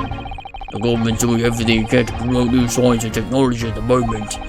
They're more worried about being ahead of the game than the odd spot of public safety infringements. If they can be the first to develop some new technology, it makes Britain more powerful in the future, you say. Yes, I suppose that's true, in a way. So the powers that are placing a heavy emphasis on scientists' rights at the moment. What sort of rights? They're making it so that any theories the brains have remain their legal property, as it were, right through developing it into a practical idea and even going into production. Which is the infuriating reason us coppers aren't allowed to touch this crime scene. Because the new high-quality special dispensation for Scientific Equipment Act forbids it. Ah, I see now. The only people with permission to investigate here are from some brand new department at the yard. The Forensic Investigation Team, it's called. They've been relegated to keeping guard. The Forensic Investigation Team? Any old folk could say this heap of scrap metal was a sham to begin with.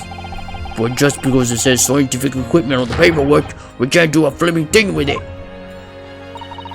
Poor Grexy. He's very het up, isn't he?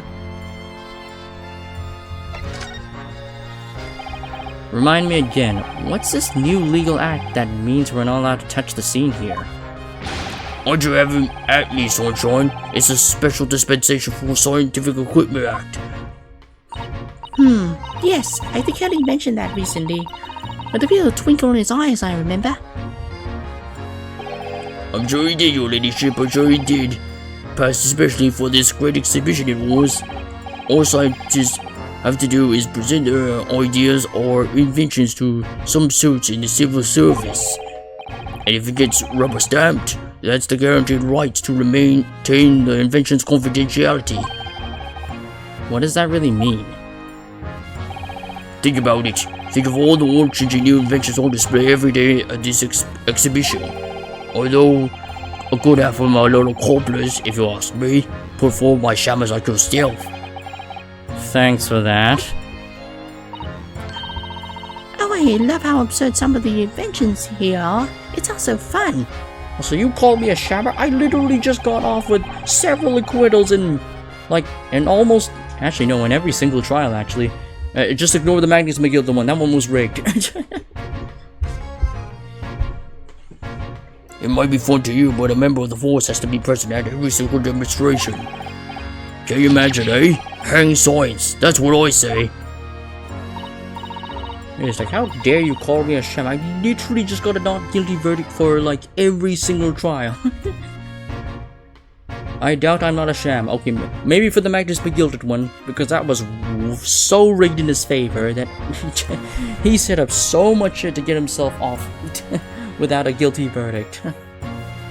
But the other ones, yeah, no, they were legit. Oh, I don't think so. That sounds like my dream job. You seem to think otherwise after spending a day drawing all these shammers bogus contraptions. But if they're all bogus, how can anyone hope to demonstrate them? There'd be no point. Yeah, well, there is a point, sadly. Sorry? Thanks to another of our government's bright ideas, if any theory or invention is deemed to show potential, the government hands out a research grant. Scientists get funding? Exactly, and that's what they're all after. All these shammers coming in from far and wide to clog up Hyde Park. And who has to keep them all safe, eh? Who has to smile politely and welcome them? Us coppers, that's who. So you can see why I say it now, can't you? Hang science, hang it! Oh, maybe I can see your point.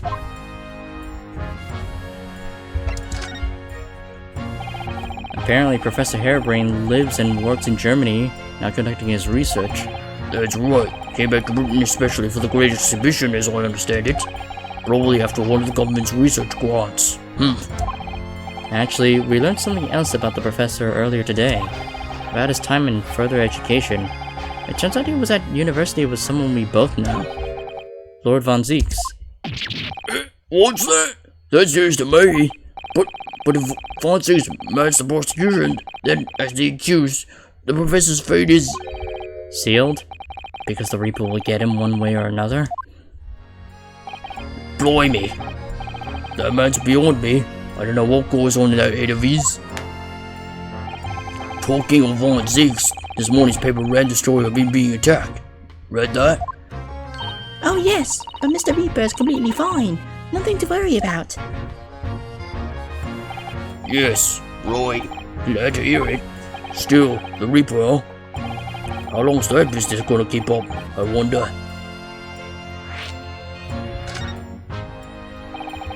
The victim of this case, the investor, Mr. Assman. He was another one of the Reaper's victims, or so I heard.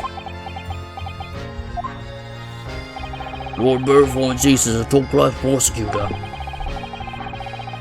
But even he can't always push the right verdict through. Sometimes justice can't win. Yes, I've heard about jurors being bribed and evidence being falsified. And that's how the notion of the Reaper of the Bailey came about, isn't it? Obviously, Scotland Yard suspected Von Zieks initially. We all assumed he was taking matters into his own hands if he failed to seal the deal in court. Although the man himself denies that charge.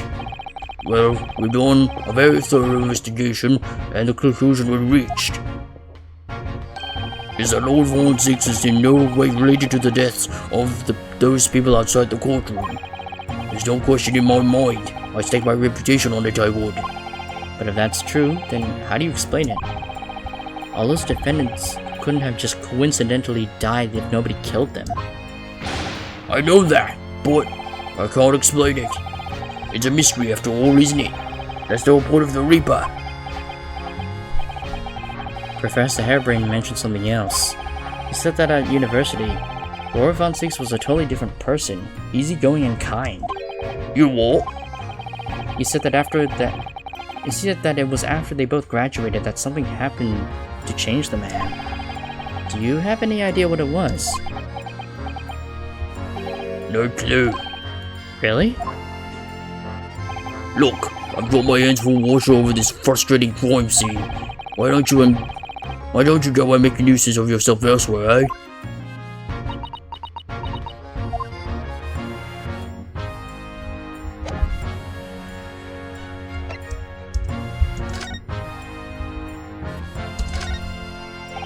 Considering how badly damaged everything is, Professor Harebrained was lucky to escape unscathed, I'd say. We should have a good look around the machine while we can, I think.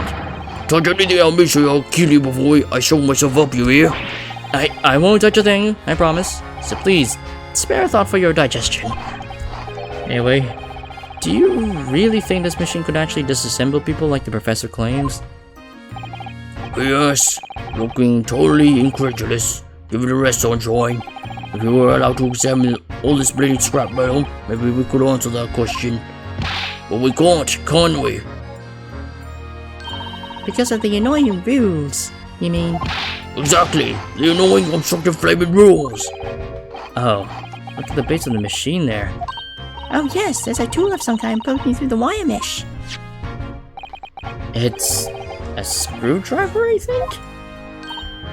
Oh, isn't it a lovely one? The handle is in the shape of a capital letter A. It is?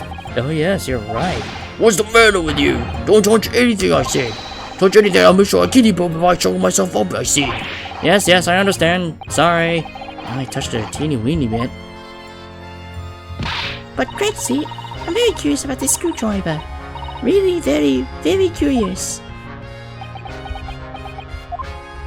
Of course, your ladyship, you're so clever, your ladyship. Fancy spawning something like this. Alright, I'll be right back.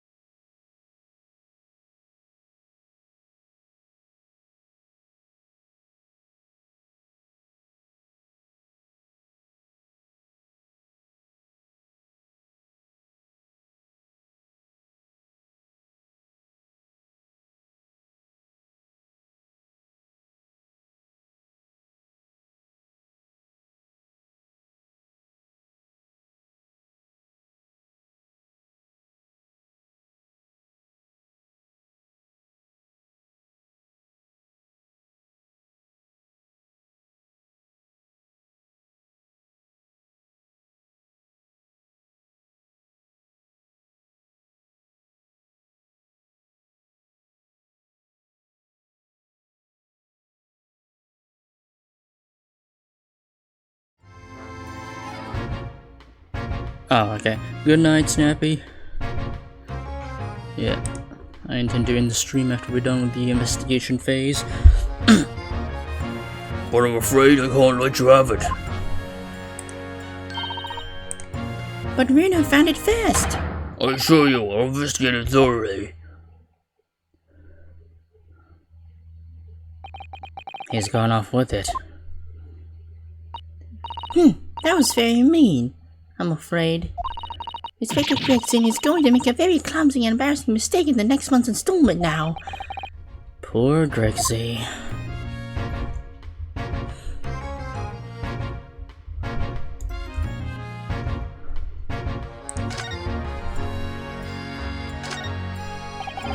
That amazing horn-shaped device is pointing towards the Crystal Tower.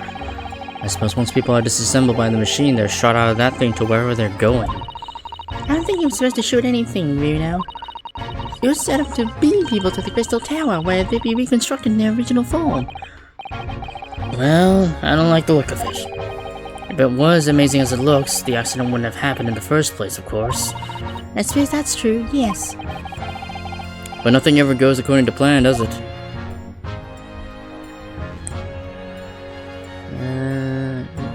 I mean, there's the balloon parts, but I think we don't need to look at those.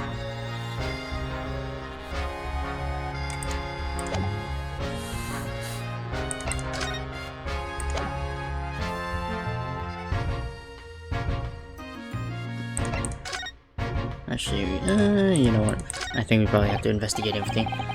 What is that gigantic thing over there? Looks like an enormous water wheel. Oh, that's a Ferris wheel.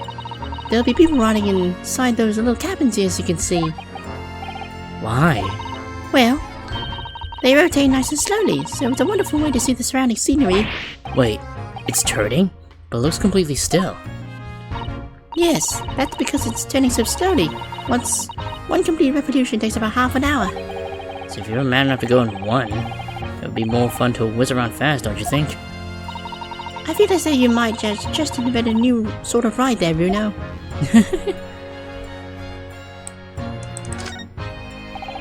There are all sorts of strange buildings here in the Great Exhibition Grounds, aren't there? I seem to remember something similar being exhibited in Japan one time. Oh, in your country, Reno. I do wish I could go and see it. I present a particularly steely samurai with a present of one of Hurley's stories I've written especially. Steely samurai? I see what you did there. And see if I couldn't get Hurley into a jam against some Bartitsu master ninjas. You might not find as many of those sorts of people around as you think. Oh, well that's dull. Oh, but I do know a prosecutor with a Chonmage top knot that I can introduce you to. A Chonmage? Not Chonmage. A Chonmage? A Chonmage? Really? Do you think I could have my picture taken with him, do you? Assuming he's recovered from the trim Kazuma gave him a year ago, yes.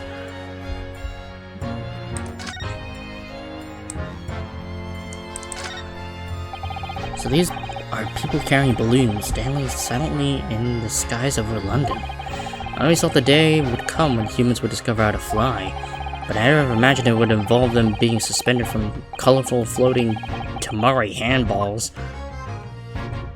I'm sure it must feel amazing being up there among the clouds. Let's take a ride together, Bruno, please. If I'm being perfectly honest, I would like to try it, but without a cast iron guarantee that the thing won't plummet to the ground, I'm too scared. Oh well, in that case, I should tell you what Hurdy said. It's physically impossible for a flying balloon to plummet to the ground, as long as it doesn't explode. Yes, call me crazy, but I think that exploding part might be a part of my mind a little.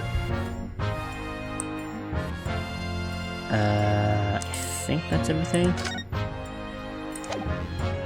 So I think oops, percent. As a detective, what do you make of this? Personally speaking, the only times I've had found clues turned out to be red herrings, so there's every chance that it's totally irrelevant. That's actually a fairly persuasive argument.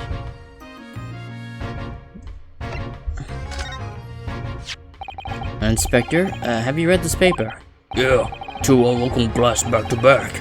This one at the exhibition, and the Reaper getting attacked. I know. Terrible news to wake up to, wasn't it? I tried to pretend I hadn't read it and turned over for another 40 weeks. Thanks to that, I was laid up and got a roasting from the super. Some mornings are like that, aren't they? So is that everything then? I guess we'll go to Schultz? No? Okay. Back to the prison, maybe? Nope.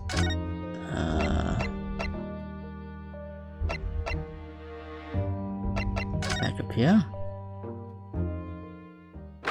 22nd of October. Naruhodo's Legal Consultancy. Oh, that's it?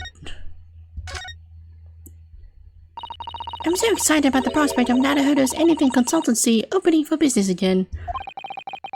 That's not what it's called. It's Naruhodo's Legal Consultancy. I don't know, I was studying these past 6 months, reading law texts and judicial precedents. I'm sure I'm a better lawyer now. Can't wait to start practicing again. Nothing's changed here at all, though, has it? It's as though time has stood still in here since Susie went back to Japan.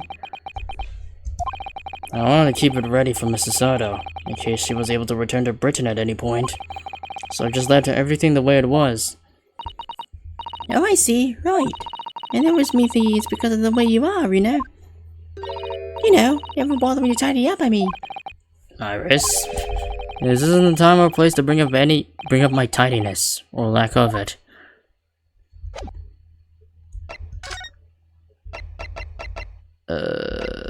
So where do we go now?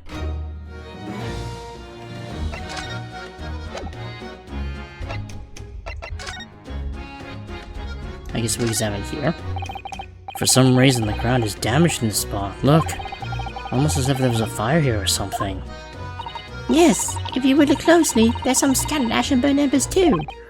Well, I suppose there was a big explosion just above here. People probably wouldn't bat an eyelid at a small fire like this would have been.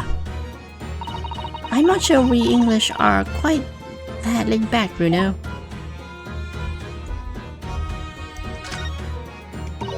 Ah! It looks as though somebody dropped something behind the tree just there. Dropped or hid? What is this? Some part of the machine that exploded? Maybe. It could have fallen from the platform above in the blast, perhaps. What's going on here? Oh, nothing. I think I'll hang on to this just in case. Mysterious contraption. Okay, that is something we definitely needed to pick up.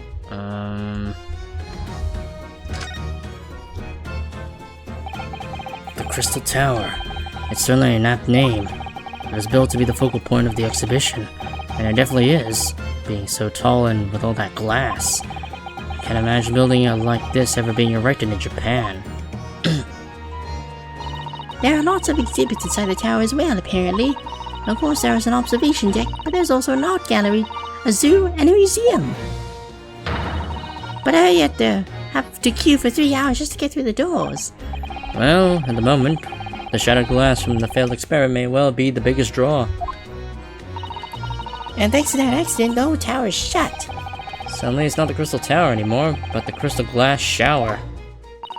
Apparently everyone's taking to the skies now to look down on the disaster from above instead. But there's a 3-hour queue to go up in the balloon now. Londoners must be very patient people. Let's take a look-see at this then. Looks like a crossbow.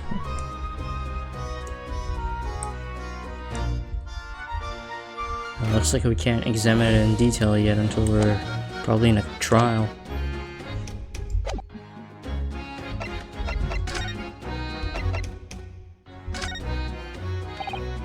Gina, would you take a look at— oh, where'd it go? Looking for this, Ono? Why did you do that? I wonder if you got anything else to show me, eh? What's your record? Give that back first, please.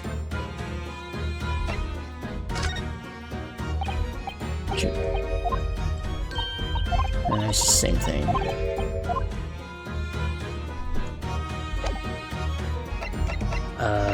What am I supposed to do now?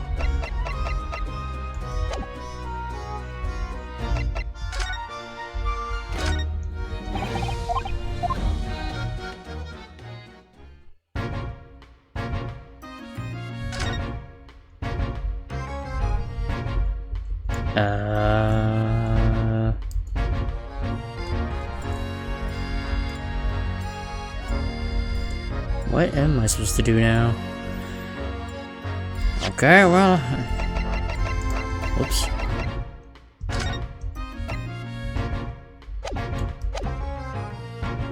What do we do next, story mode?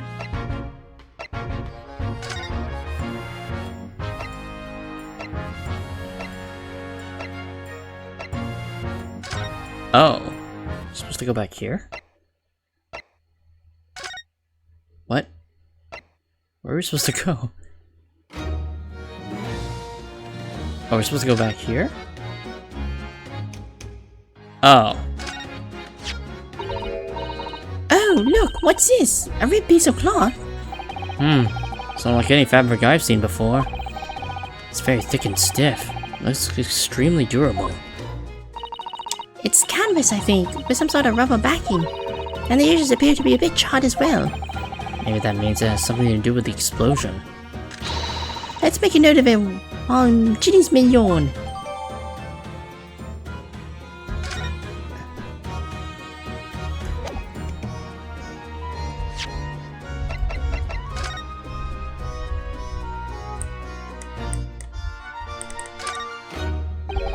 It looks like layers of thick canvas with thick rubber lining of sorts. I've never seen anything like it before. But applying Mr. Sholmes' methods, you might deduce it was part of a raincoat worn by someone who really didn't want to get wet. And the charring must have occurred when the person was struck by lightning. Or maybe not.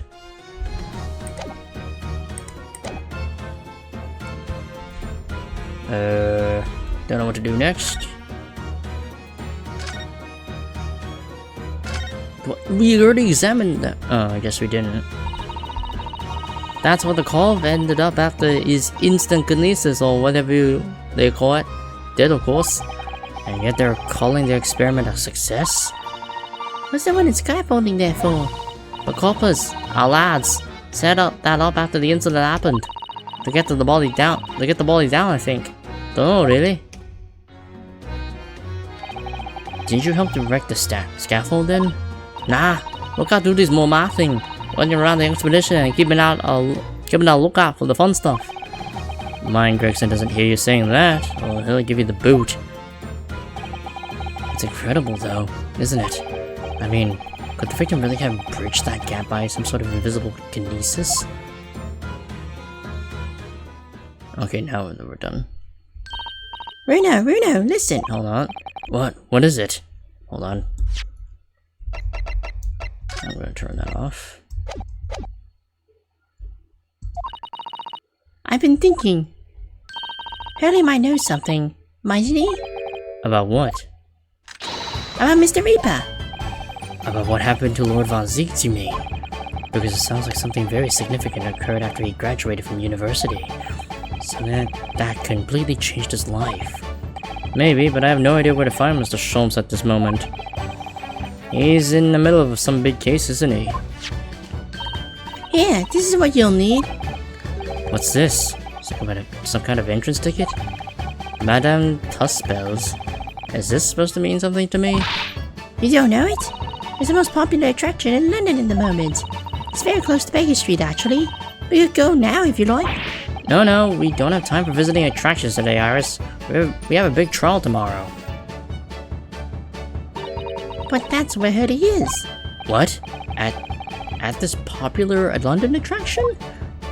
Yes. How is it that you know where he is?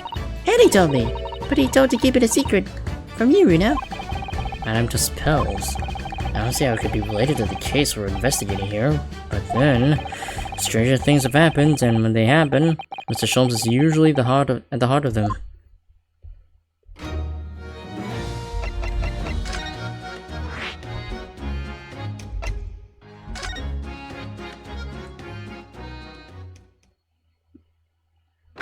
22nd of October, Madame Dospel's Museum of Waxworks.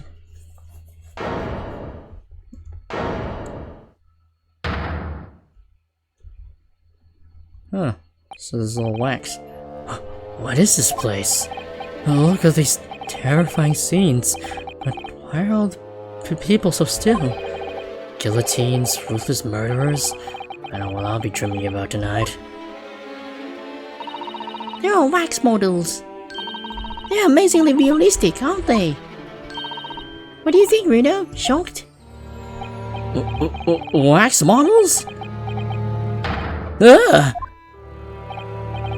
I read about dead bodies and wax once in a magazine, about strange phenomena. Depending on how corpses are kept after death, parts of them can turn to wax apparently. It's called a adiposery. Stop talking about creepy things like that, Reno. You're scaring me. Anyway, adiposery doesn't form readily, you know. It's only a very specific. Ah! What now? I've just remembered something else I read in another magazine about strange phenomena. There was an old lady, maybe a witch, who used to pour molten wax all over corpses and put them on display. None of the exhibits here are real. They're all entirely man-made replicas. They can't be. Do you really expect me to believe that? Just look at them. Oh. There's no way anybody could make models of people that are this realistic. And they're all such gruesome scenes. Oh, and there's Herlock. Wait. Why is he posing on the stage? What is it? Oh. No. I must be seeing things.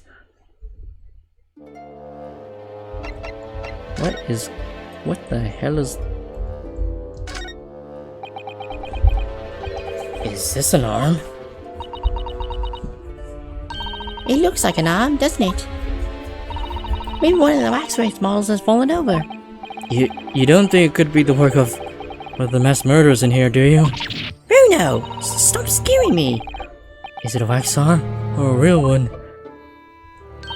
Come on, you're always pointing that finger of yours in court. Poke that arm now and see how it feels. Objection! I'm guessing that's a natural security guard who's asleep. These models are so well made, I can't tell what's a waxwork and what's a real human. Or maybe all the exhibits are real people. And when it's closing time and all the visitors have gone home, they suddenly start moving about. Just thinking about it makes me wish it was closing time already and I was on my way home.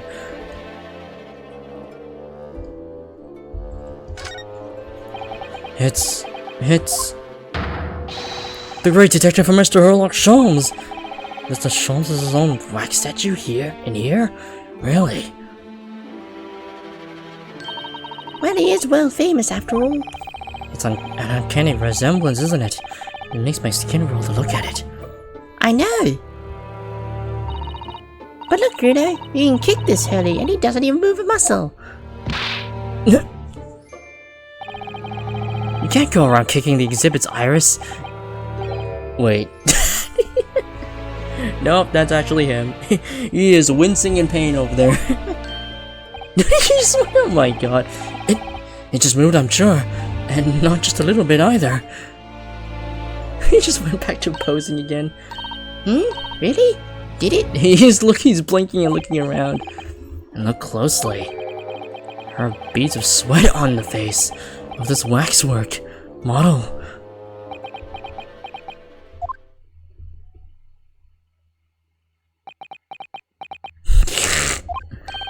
Shall we move on, Iris? Over there, look, there's a great murder scene to enjoy, much more revealing. My dear fellow, I take exception to your recoiling in such a manner, as if you've seen something truly abhorrent. Mr. Sholmes? I knew it. Iris, what possessed you? I strictly forbade you from divulging my temporary waxwork secret to Mr. Nanahodo. Temporary waxwork? What do you mean? Kick, could you not have exercised a little more restraint? You winded me. But Bruno has something he needs to ask you. Ah, a question. And I thought you'd probably get bored too. So here we are. Well, I can't deny that your timing was impeccable. A mere 2 minutes more being stationary like that. And my great brain upon which all my success has been built would have turned to wax. Thank goodness we arrived in time. Indeed, in many ways, the pair of you just saved the world from an unimaginable loss. Oh, Hurley, you do like to talk nonsense, don't you? You could know something. It's true. About Lord Von Zieks, and what happened in the past to change him. Oh, now that you're here, let's take our time. How can I be of assistance? For your luck, I'm suddenly quite taken with the idea of conversing. Oh, well, actually, I'm in quite a hurry. And my eyes don't deceive me. I believe something is afoot within the walls of this very museum. A most fascinating case, if I'm not mistaken. Really? Moreover, I have a strong suspicion that it is related to the matter about which you've come to me now. But how could it be? We shall speak again presently, my dear fellow. But for now, I must return to my work. What? Back to being a temporary waxwork exhibit?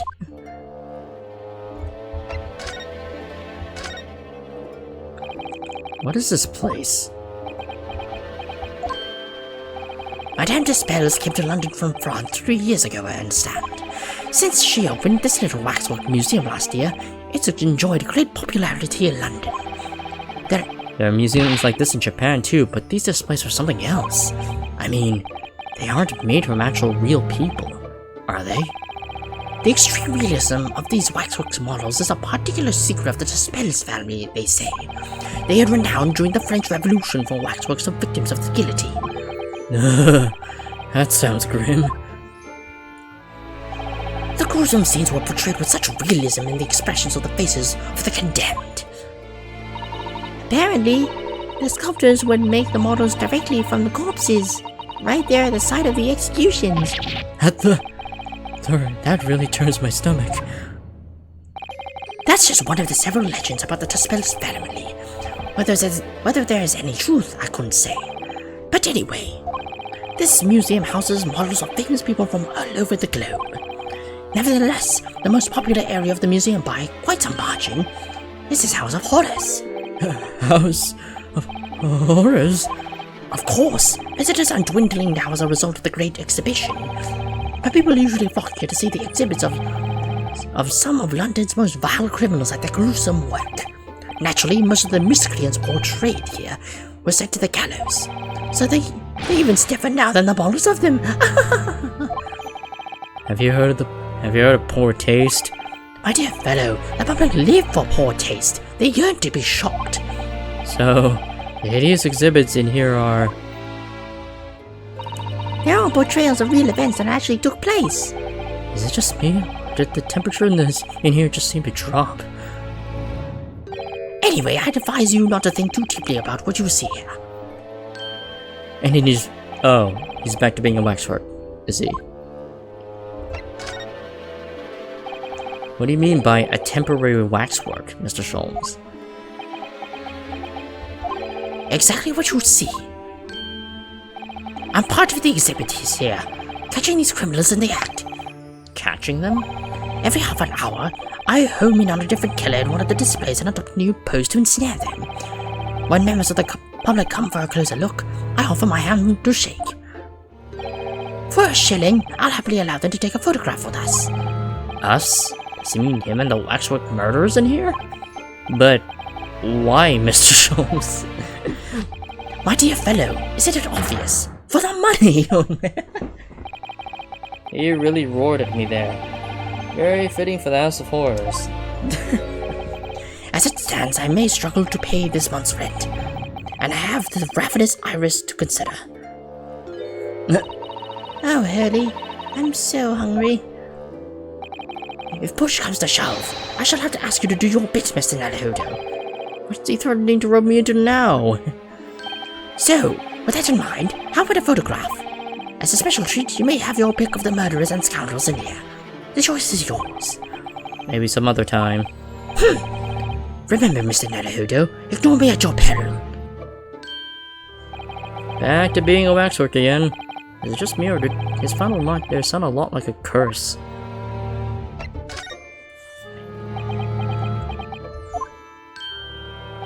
Well, what did you like to ask me then? Actually, it's about Lord Von Zeeks. Ah, our friend Mr. Reaper. How did you find him? Well, I trust. Blah blah blah. And so, I filled Mr. Sholmes in about everything I learned. About Lord Von Zeeks, about Professor Harebrain, and about the strange coincidence that had been at the university together.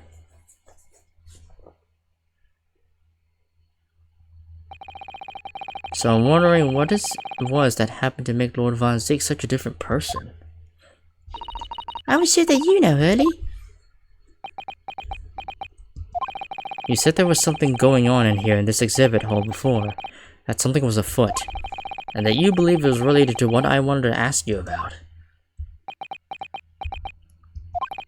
Mr. Sholmes? He suddenly clammed up. Well, it seems we've reached the unavoidable... Greetings. Oh. Hello.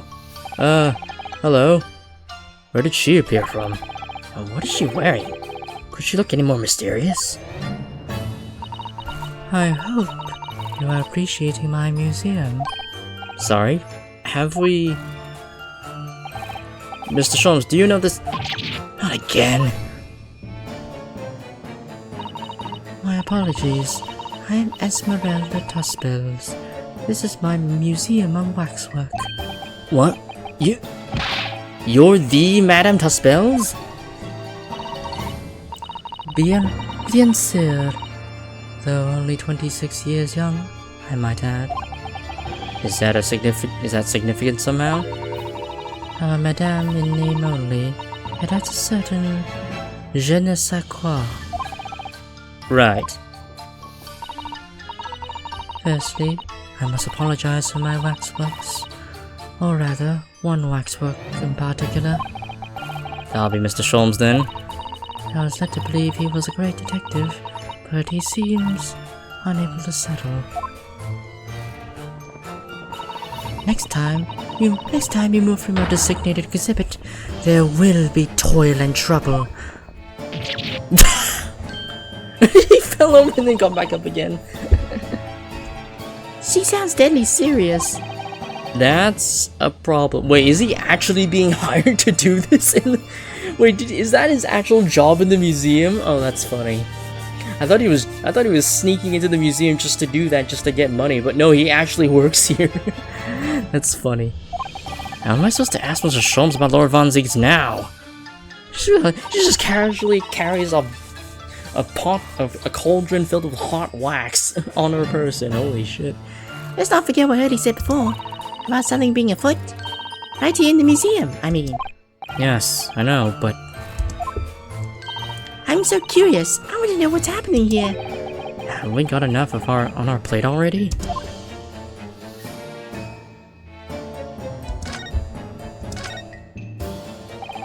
Did you make all these waxworks, Madame Tuspels?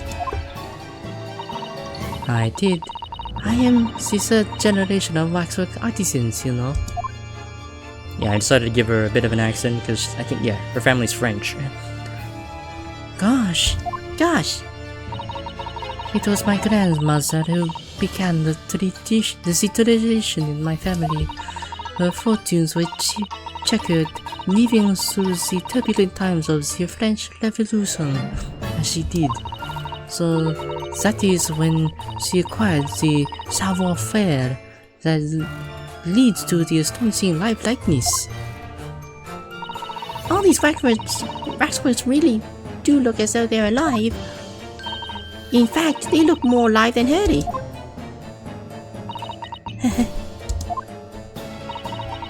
What you see exhibited here represents the most atrocious of London's criminal past.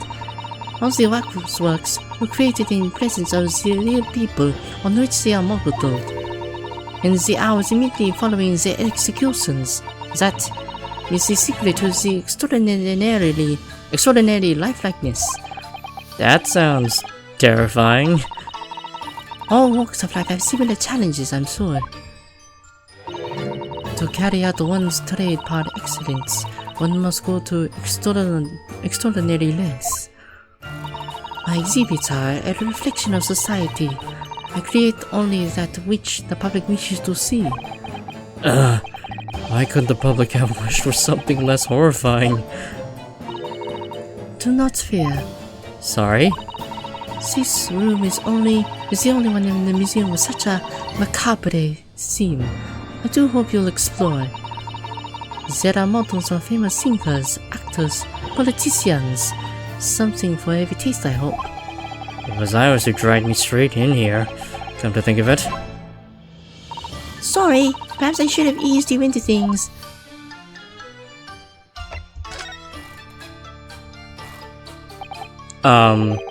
What's the situation with that? Ah, my temporary waxwork model? He approached me some days ago, you see, with a business proposal. Oh, what sort of proposal? My dear madam, what these sparse exhibits need is the addition of a world-famous great detective. Or words to that effect. Naturally, I am well aware that Mr. Soames is widely known in London as a talented detective. It's great detective, actually. He's very specific about it. Yes, the creme de la creme. Yes, the creme de la creme. So, I was keen to come to some arrangement with him, of course. But sadly, we were unable to agree terms. Let me guess. Someone wanted to charge an exorbitant price for his services? For a mere £500, I will dive into your cauldron of wax in this very moment. Oh, what the fuck? Or words to that effect. Mr. Sholmes might have overdone it slightly with the sales pitch. Regrettably, the museum has a shortage of funds at the moment due to unforeseen circumstances. So we came to the current arrangement instead. Surely he doesn't need to do what he's doing though, does he? I would think not, but he was very insistent. I have a 50 shilling problem and must be resolved by the morning. Or words to that effect. It's the powerworker. That's what it is. He must have something to redeem. Is the consulting detective work not going so well? I wonder, could I ask you something? Bien sûr. I'm curious, is there anything going on in the museum at the moment? Some kind of incident, perhaps? Whoever suggested such a thing to you? Well, it was your temporary waxwork over there who mentioned to me a little... He's already gone. Oh, he's disappeared.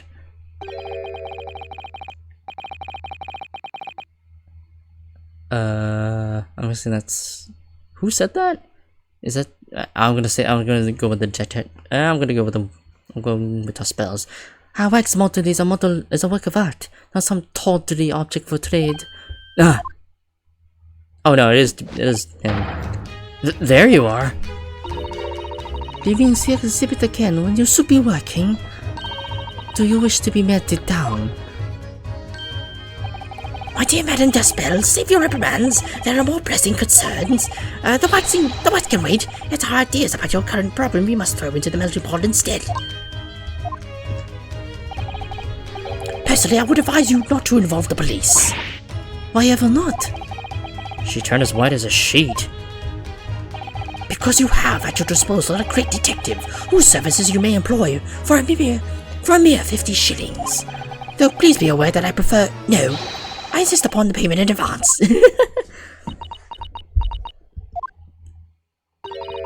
Very well.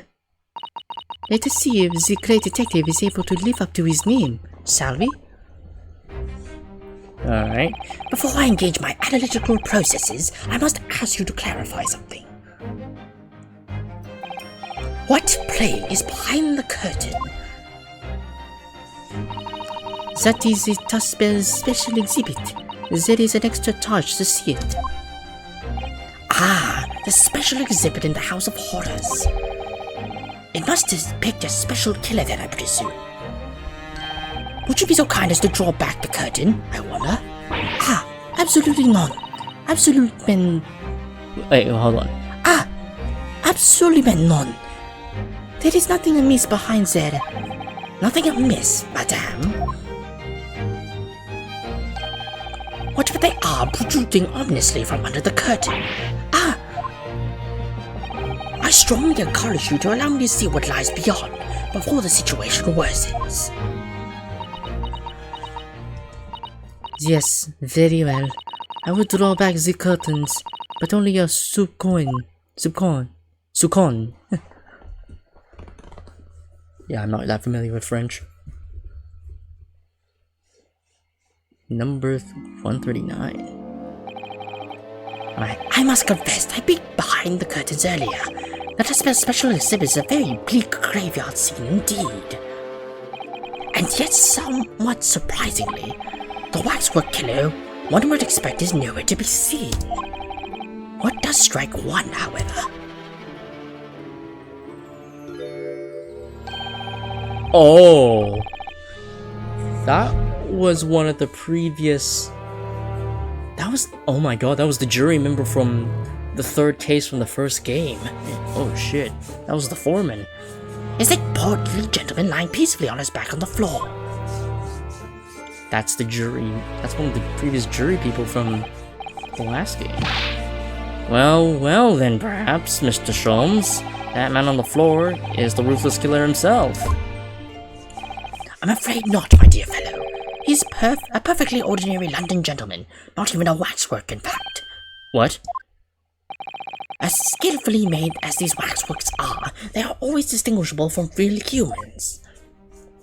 So, allow me to present my two conclusions. The first is that a sizable business transaction has been taking place in this special exhibit. Why would you say that? And the second is that the aforementioned transaction is linked to a serious crime. She looks as pale as a candle wax.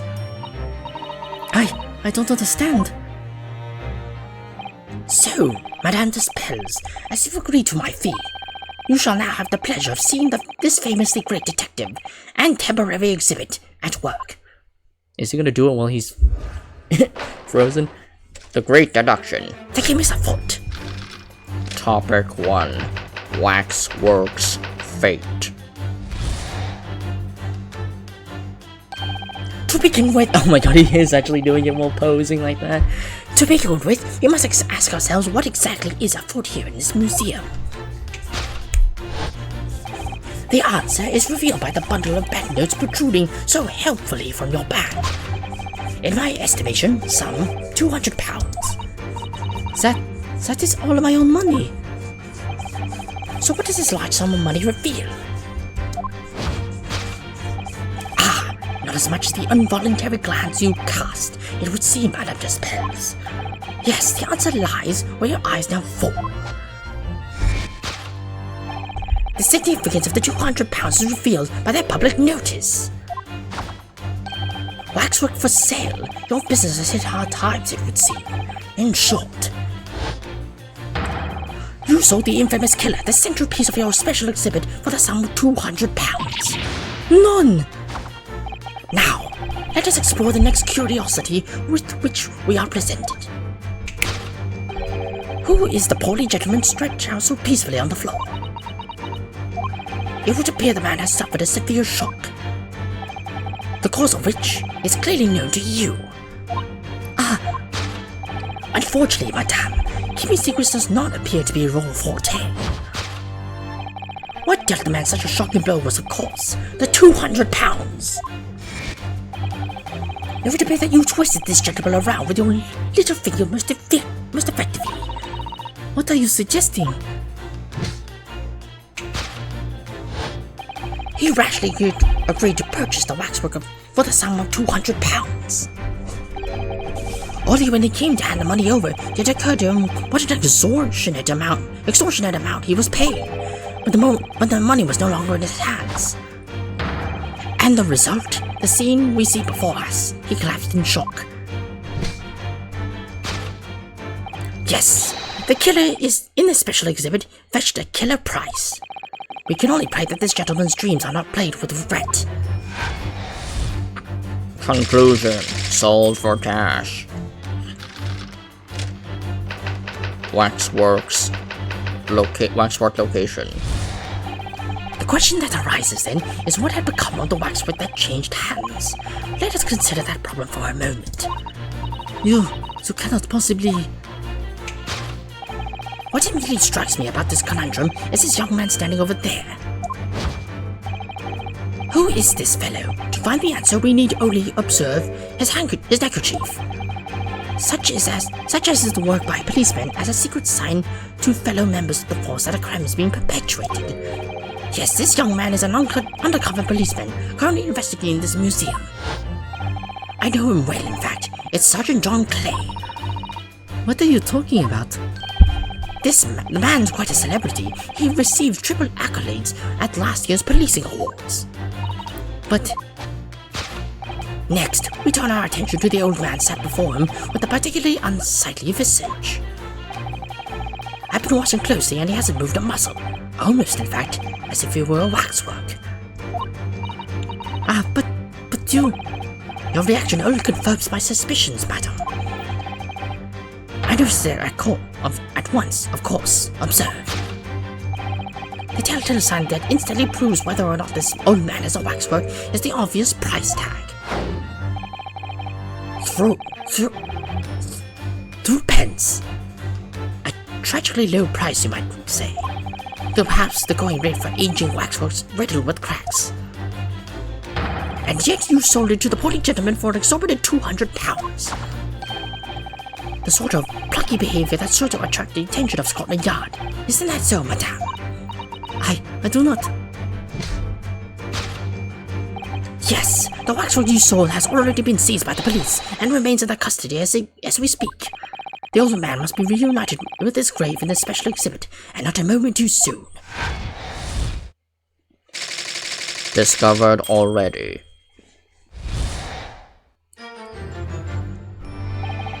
Thus concludes Sherlock Holmes' great deduction of this horrifying puzzle.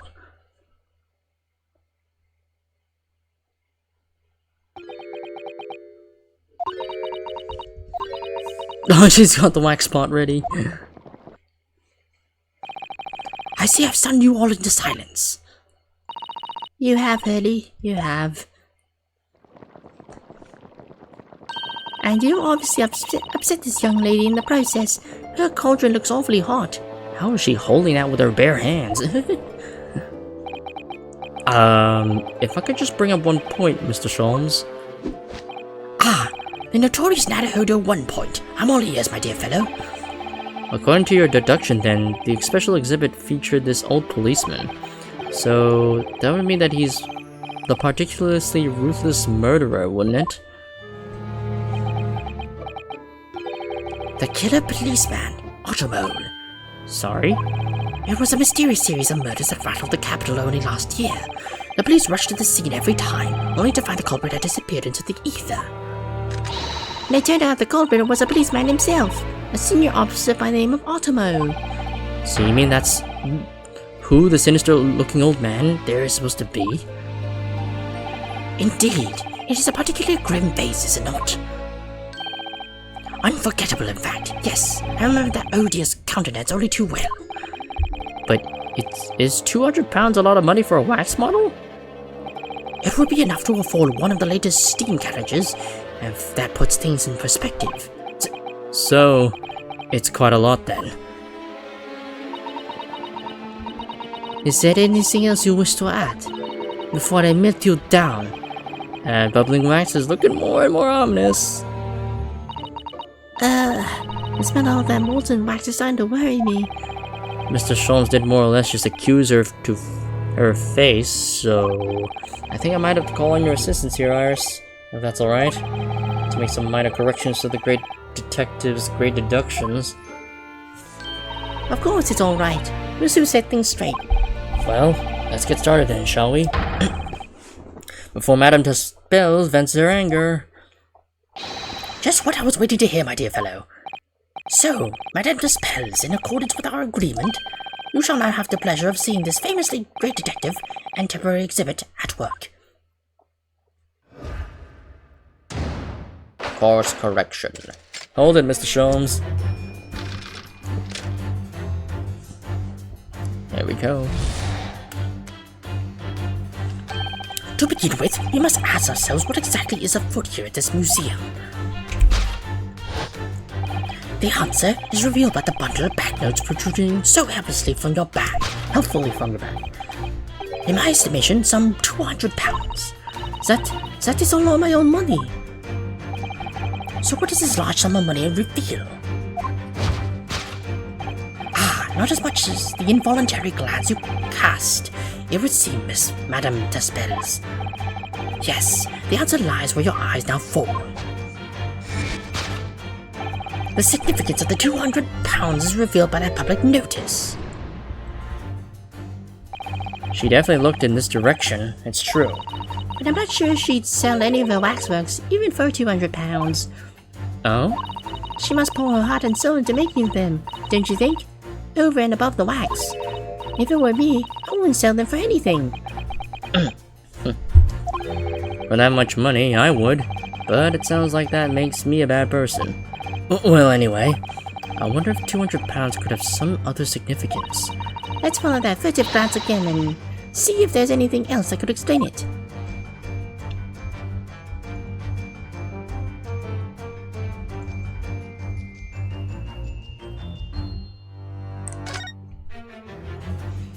It seems this well-dressed gentleman is alive after all, just not alive and kicking.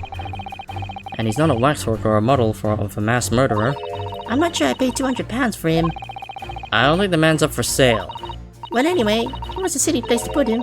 Other museum visitors could easily trip. I don't think the man was put here on purpose either. Can I... oh. What do we have here? What's that note doing pinned on the wall there? Oh yes, let's see. Dear Madame Tuspels, we've taken the prisoner from this room. The price for his safe return is £200. Have the money ready by noon on the 23rd of October. What? This is... it's just like the sort of thing that's left behind when someone is kidnapped. Yes, it's a ransom note. Exactly. Take that!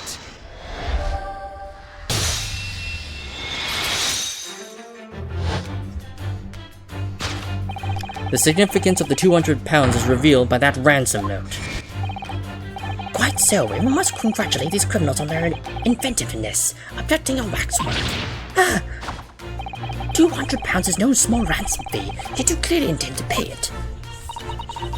The modern quest has special importance, so I put together all the money I have. In summary then, the £200 you have in your handbag is ransom money. Now, let us explore the next curiosity with which we are presented. Who is the portly gentleman stretched out so peacefully on the floor?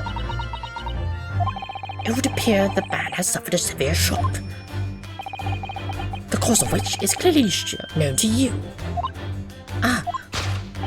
Unfortunately, madame, keeping secrets does not appear to be your forte. What dealt the man such a shocking blow was, of course, the £200. So if the waxwork was kidnapped, what does that leave us in terms of who this man is? We could just ask him when he comes around. I think the point of this exercise is to understand the beauty of the deduction process, Iris. Yes, you're right. Eddie's trying so hard, we mustn't let him down. Well, there's little doubt that he suffered a shock. That much is clear. But in that case, what's Madame Tuspels trying to hide? Let's have a closer look around. Something behind her?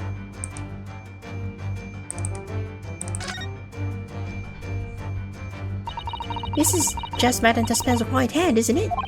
Yes, it must be. I can clearly see her left hand after all. Oh, well, wait a minute.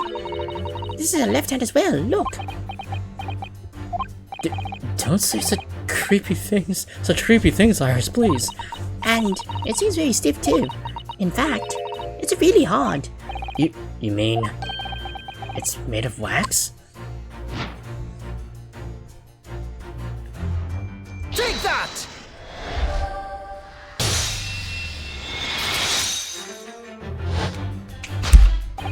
What dealt the man such a shocking blow was, of course, the waxwork hand. Indeed, with a solid waxwork limb, one could deliver a very substantial blow. How could you? The hand protruding from the bottom of your cape. It ought to be a right hand, but a closer inspection reveals that it's a left hand. And somewhat masculine as well.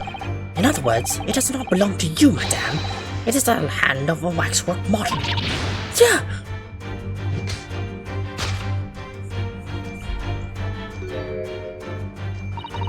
Some of the visitors to my museum can be troublesome. They meddle with the exhibits and cause damage. So you mean that arm? Yes, this gentleman saw fit to try and remove it as a souvenir. No small keepsake. Like taking a whole branch of cherry tree when you go to view the blossoms. Ah yes, the ye old English bitch slap. Well, I mean, would you call it ye old English? Because, the curator here is French. Yeah, she's from a French family. I'm afraid I have to teach the man a lesson.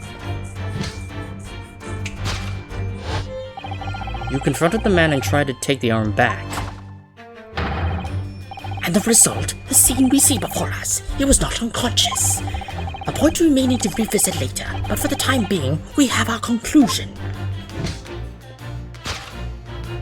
Yes, the killer in this special exhibit has been kidnapped.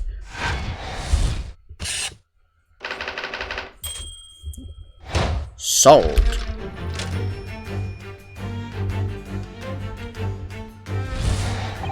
The question that arises then is what had become of the waxwork that changed hands. Let us consider that problem for a moment. You cannot possibly... What immediately strikes me about this conundrum is this young man standing over there. Who is this fellow? To find the answer, we need only observe his neckerchief. According to Mr. Sholmes, the yellow neckerchief is a sign to other policemen that some crime is underway. A way of communicating with his colleagues without revealing his identity, yes. It's a secret that's closely guarded by Scotland Yard. That Mr. Sholmes didn't hesitate to give away. Well, uncovering secrets is any true detective's nature, of course. Right. Anyway, judging from Madame Taspel's reaction to Mr. Sholmes' deduction, I think perhaps he might not have identified the man quite correctly. I think I might be talking about, what, this guy? Oh, why can't we rotate? Oh! What the? The man has a stab sticking out of his shoulder where his arm should be. Oh, well that settles that then. Right. This isn't a real person at all. His entire arm's been ripped off, from the shoulder down. His arm's been? Of course, that ties with what we just found out. Take that!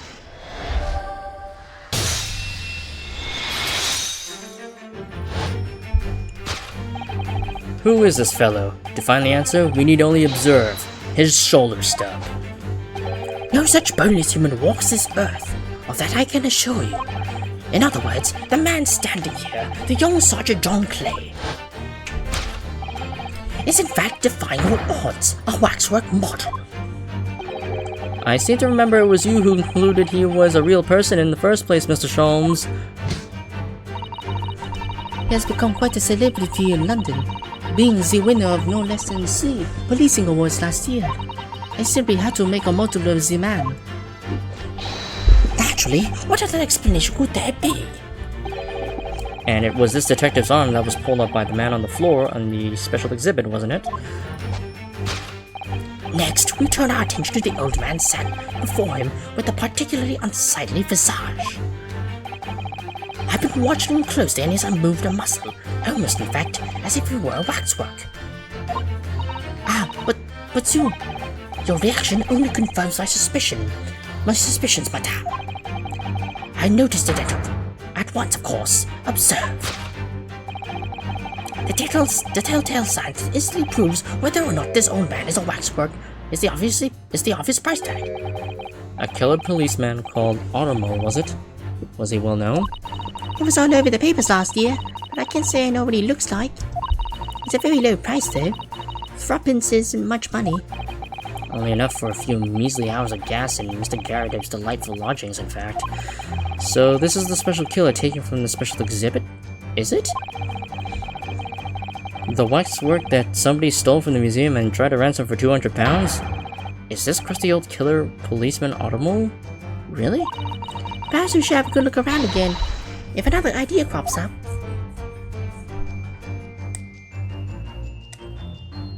Oh. Look at this! Yo, The old man's tapping his foot like crazy. he seems to be fast asleep though. He's not tapping his foot consciously then? So you mean... It must be a twitch. Never mind that. The point is, the waxworks don't tap their feet. Or a twitch.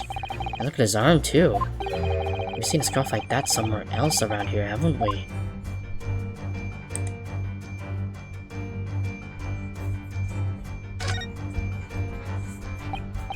I don't believe it. It's a secret sign that lets other detectives know some criminal activity is underway. Yes, it's a slightly different, strange choice of outfit if it was trying to go unnoticed. Ah, you must be a detective disguised as a policeman. Or a detective disguised as a waxwork model of a policeman. He doesn't look like he's clever enough to think of something like that though. Perhaps you should try and be a little more polite about it, Myris. Take that!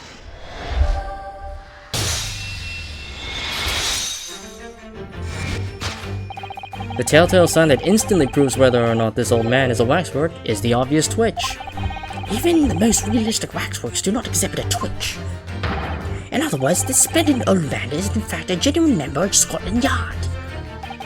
Slight shift in your choice of adjectives then. And there you have it. Well, Madame Despels? Well, what? It was me who contacted the police and demanded that someone come in the first place. He is clearly fatigued. He is sound as... oh, wait, that... Oh, okay, hold on.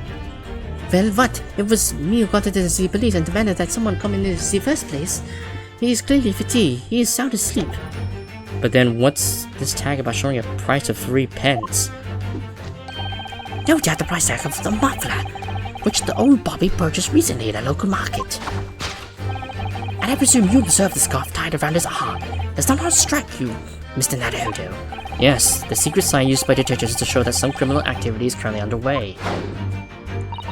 Of course, because, as you know, there has been just such criminal activity happening here, as you deduced from the very beginning, detective.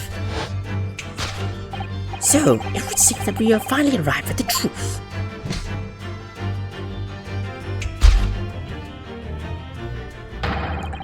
That the waxwork of the especially ruthless killer from the special exhibit has been kidnapped. And Scotland Yard are already investigating. But the model's whereabouts remain a mystery. That concludes Sherlock Holmes' great deduction of this horrifying puzzle. Still a mystery. Solved. Deduction complete. Elementary.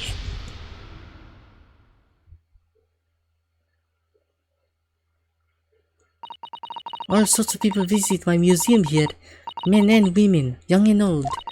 Sometimes they drop in just for a short time while they're back from the pub. I welcome them all.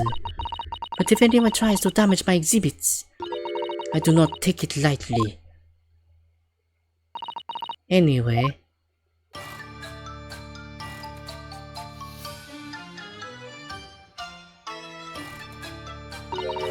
Your great deduction was even more enchanting than I had been led to believe.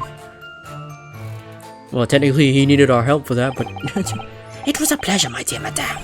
I'm grateful that you... Oh no, I'm gratified that you enjoyed the spectacle. And as for your rough customer, I've no doubt he'll regain consciousness shortly and return home. What concerns me more is the waxwork from the special display, if it was indeed genuinely abducted. Yes, tragically it was. Then I would ask you to recount to us the events surrounding the stolen waxwork, in as much detail as possible, if you please. Very well, but after I have told you what I know, I must insist that you return to your work.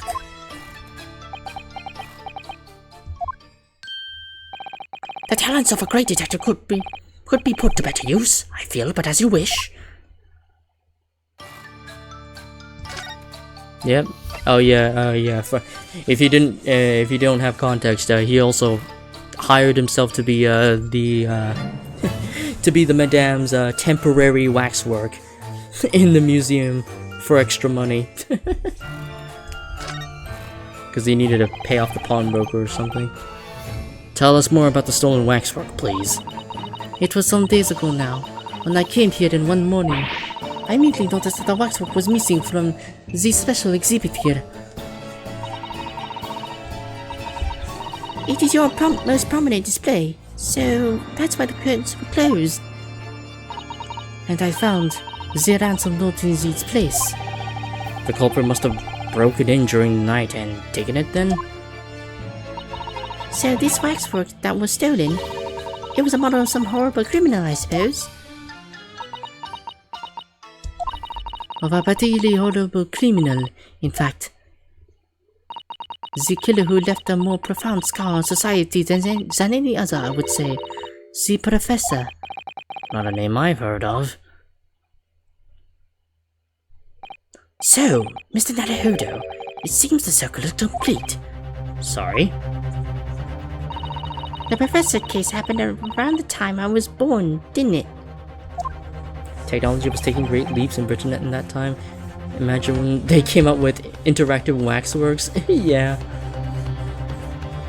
they probably, that wouldn't be outside of the possibility, but except in this particular case, she literally just hired this detective to actually pose as one of the waxworks and then directly interact with the guests who like look at the exhibits he's posing in and be like, hey, you want a photo with us? You want a photo with me in the exhibit? For like 1 shilling? Indeed it is, Iris. 10 years ago, a series of murders had rocked the capital.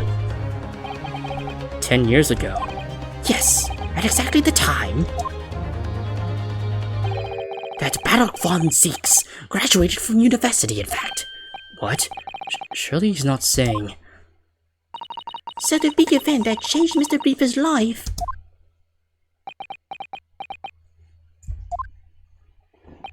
As you surmised, it was the Professor case. Who was this professor then?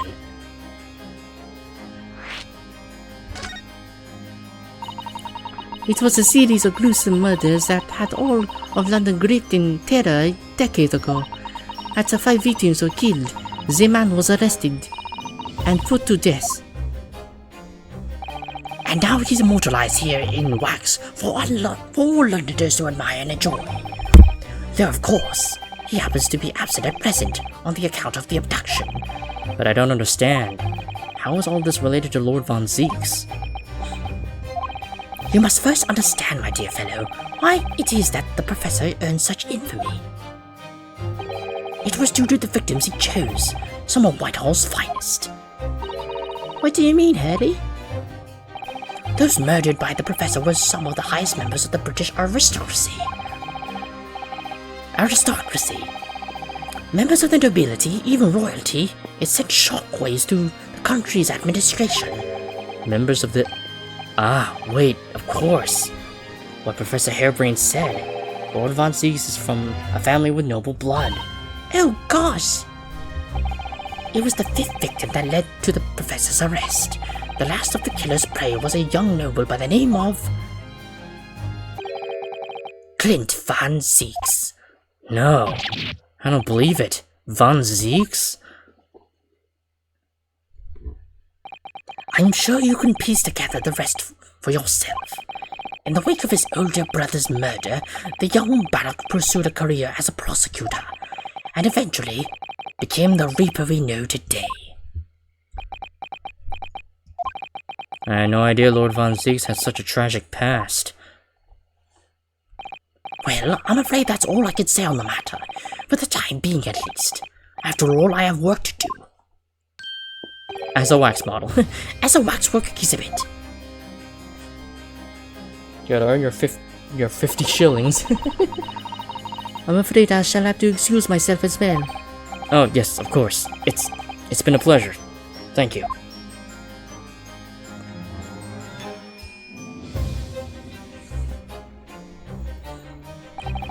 Well, none of the predicted scenarios I've been analyzing involve you coming to visit me here. Oh, wait, no, this is a different scene. It's been too long, it really has. I'm delighted to see you, Barak. It's been 10 years, and here we are, meeting in a prison of all places. I can't forgive myself for what happened to Mr. Aspen. I just can't. I still can't believe it could happen. Tomorrow the court will decide. Yes. I have a young Eastern man acting for my defense. He seems reliable enough, though. It was an accident. A terrible accident. He assures me he can prove it. I must warn you. Oh, I know. I've heard already. You're going to be prosecuting, aren't you? Yes. Since I've returned to England, I've heard lots of stories. Barak, are you really... What? Never mind. I know that you have my best interests at heart. My friend is on trial. I wouldn't entrust it to anybody else. Of course, I fully understand. Thank you, Barak. Until tomorrow then. I'll see you in court. He doesn't seem at all nervous that his former university mate is prosecuting his case. Like, he's not at all worried about him. Like, I thought he would be like, you know, be more dramatic, be like, oh my god, we were like mates at university, and now you're suddenly gonna be prosecuting my trial, trying to find me guilty. I'm like, yeah, but he seems very calm about this, about his own university friend being the prosecutor of his case. Okay, well, I shall call it here. We shall resume this trial, we shall resume this case in the next stream. Farewell for now. Thank you for watching.